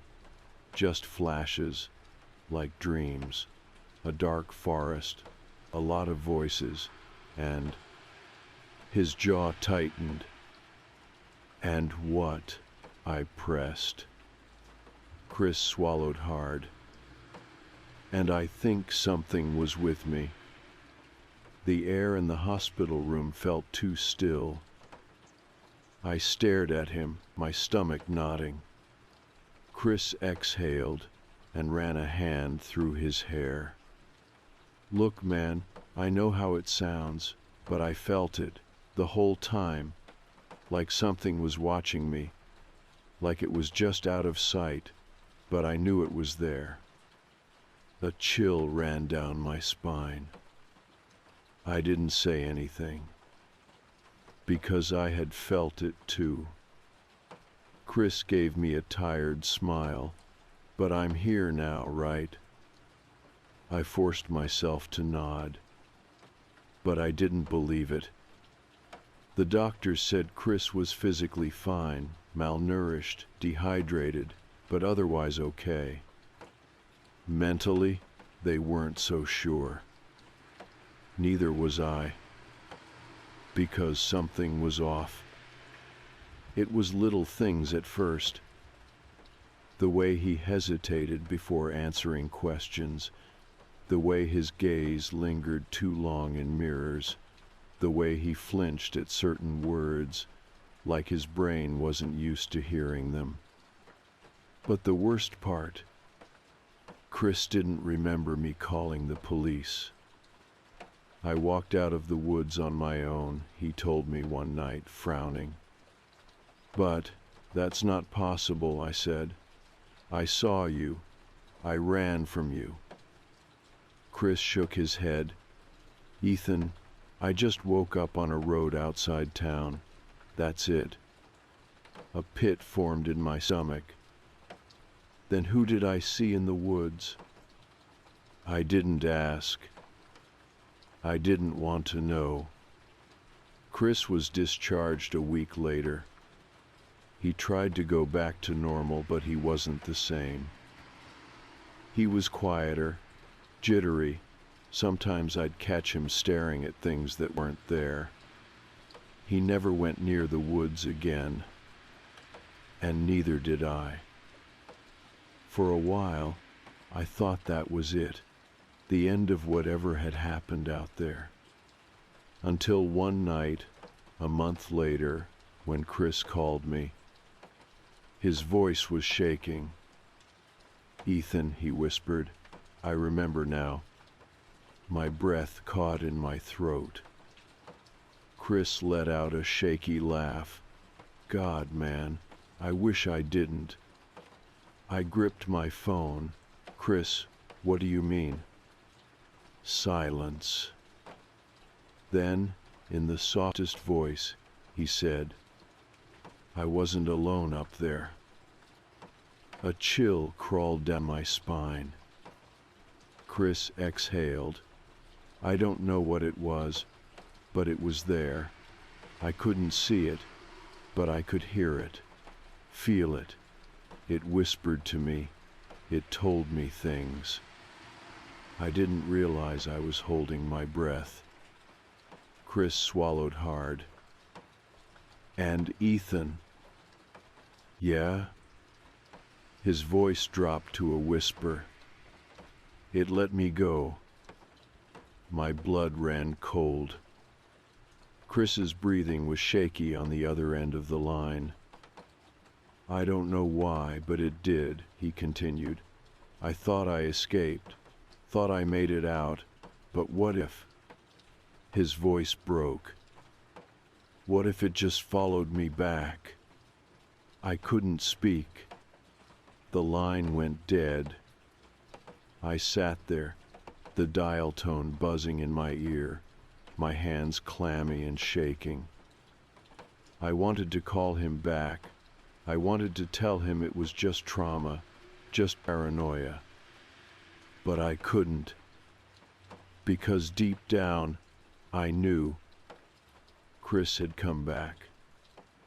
But maybe not all of him had. I never saw the stairs again. A few months later, I went back to the forest just to check. The clearing was empty. No stairs, no footprints, nothing, like it had never been there at all. I stood there for a long time, listening to the wind rustle through the trees. I should have felt relief, but I didn't, because in the back of my mind, I couldn't shake the feeling that they were still out there, waiting for someone else to find them, for someone else to climb, and for whatever waits at the top to bring them back wrong.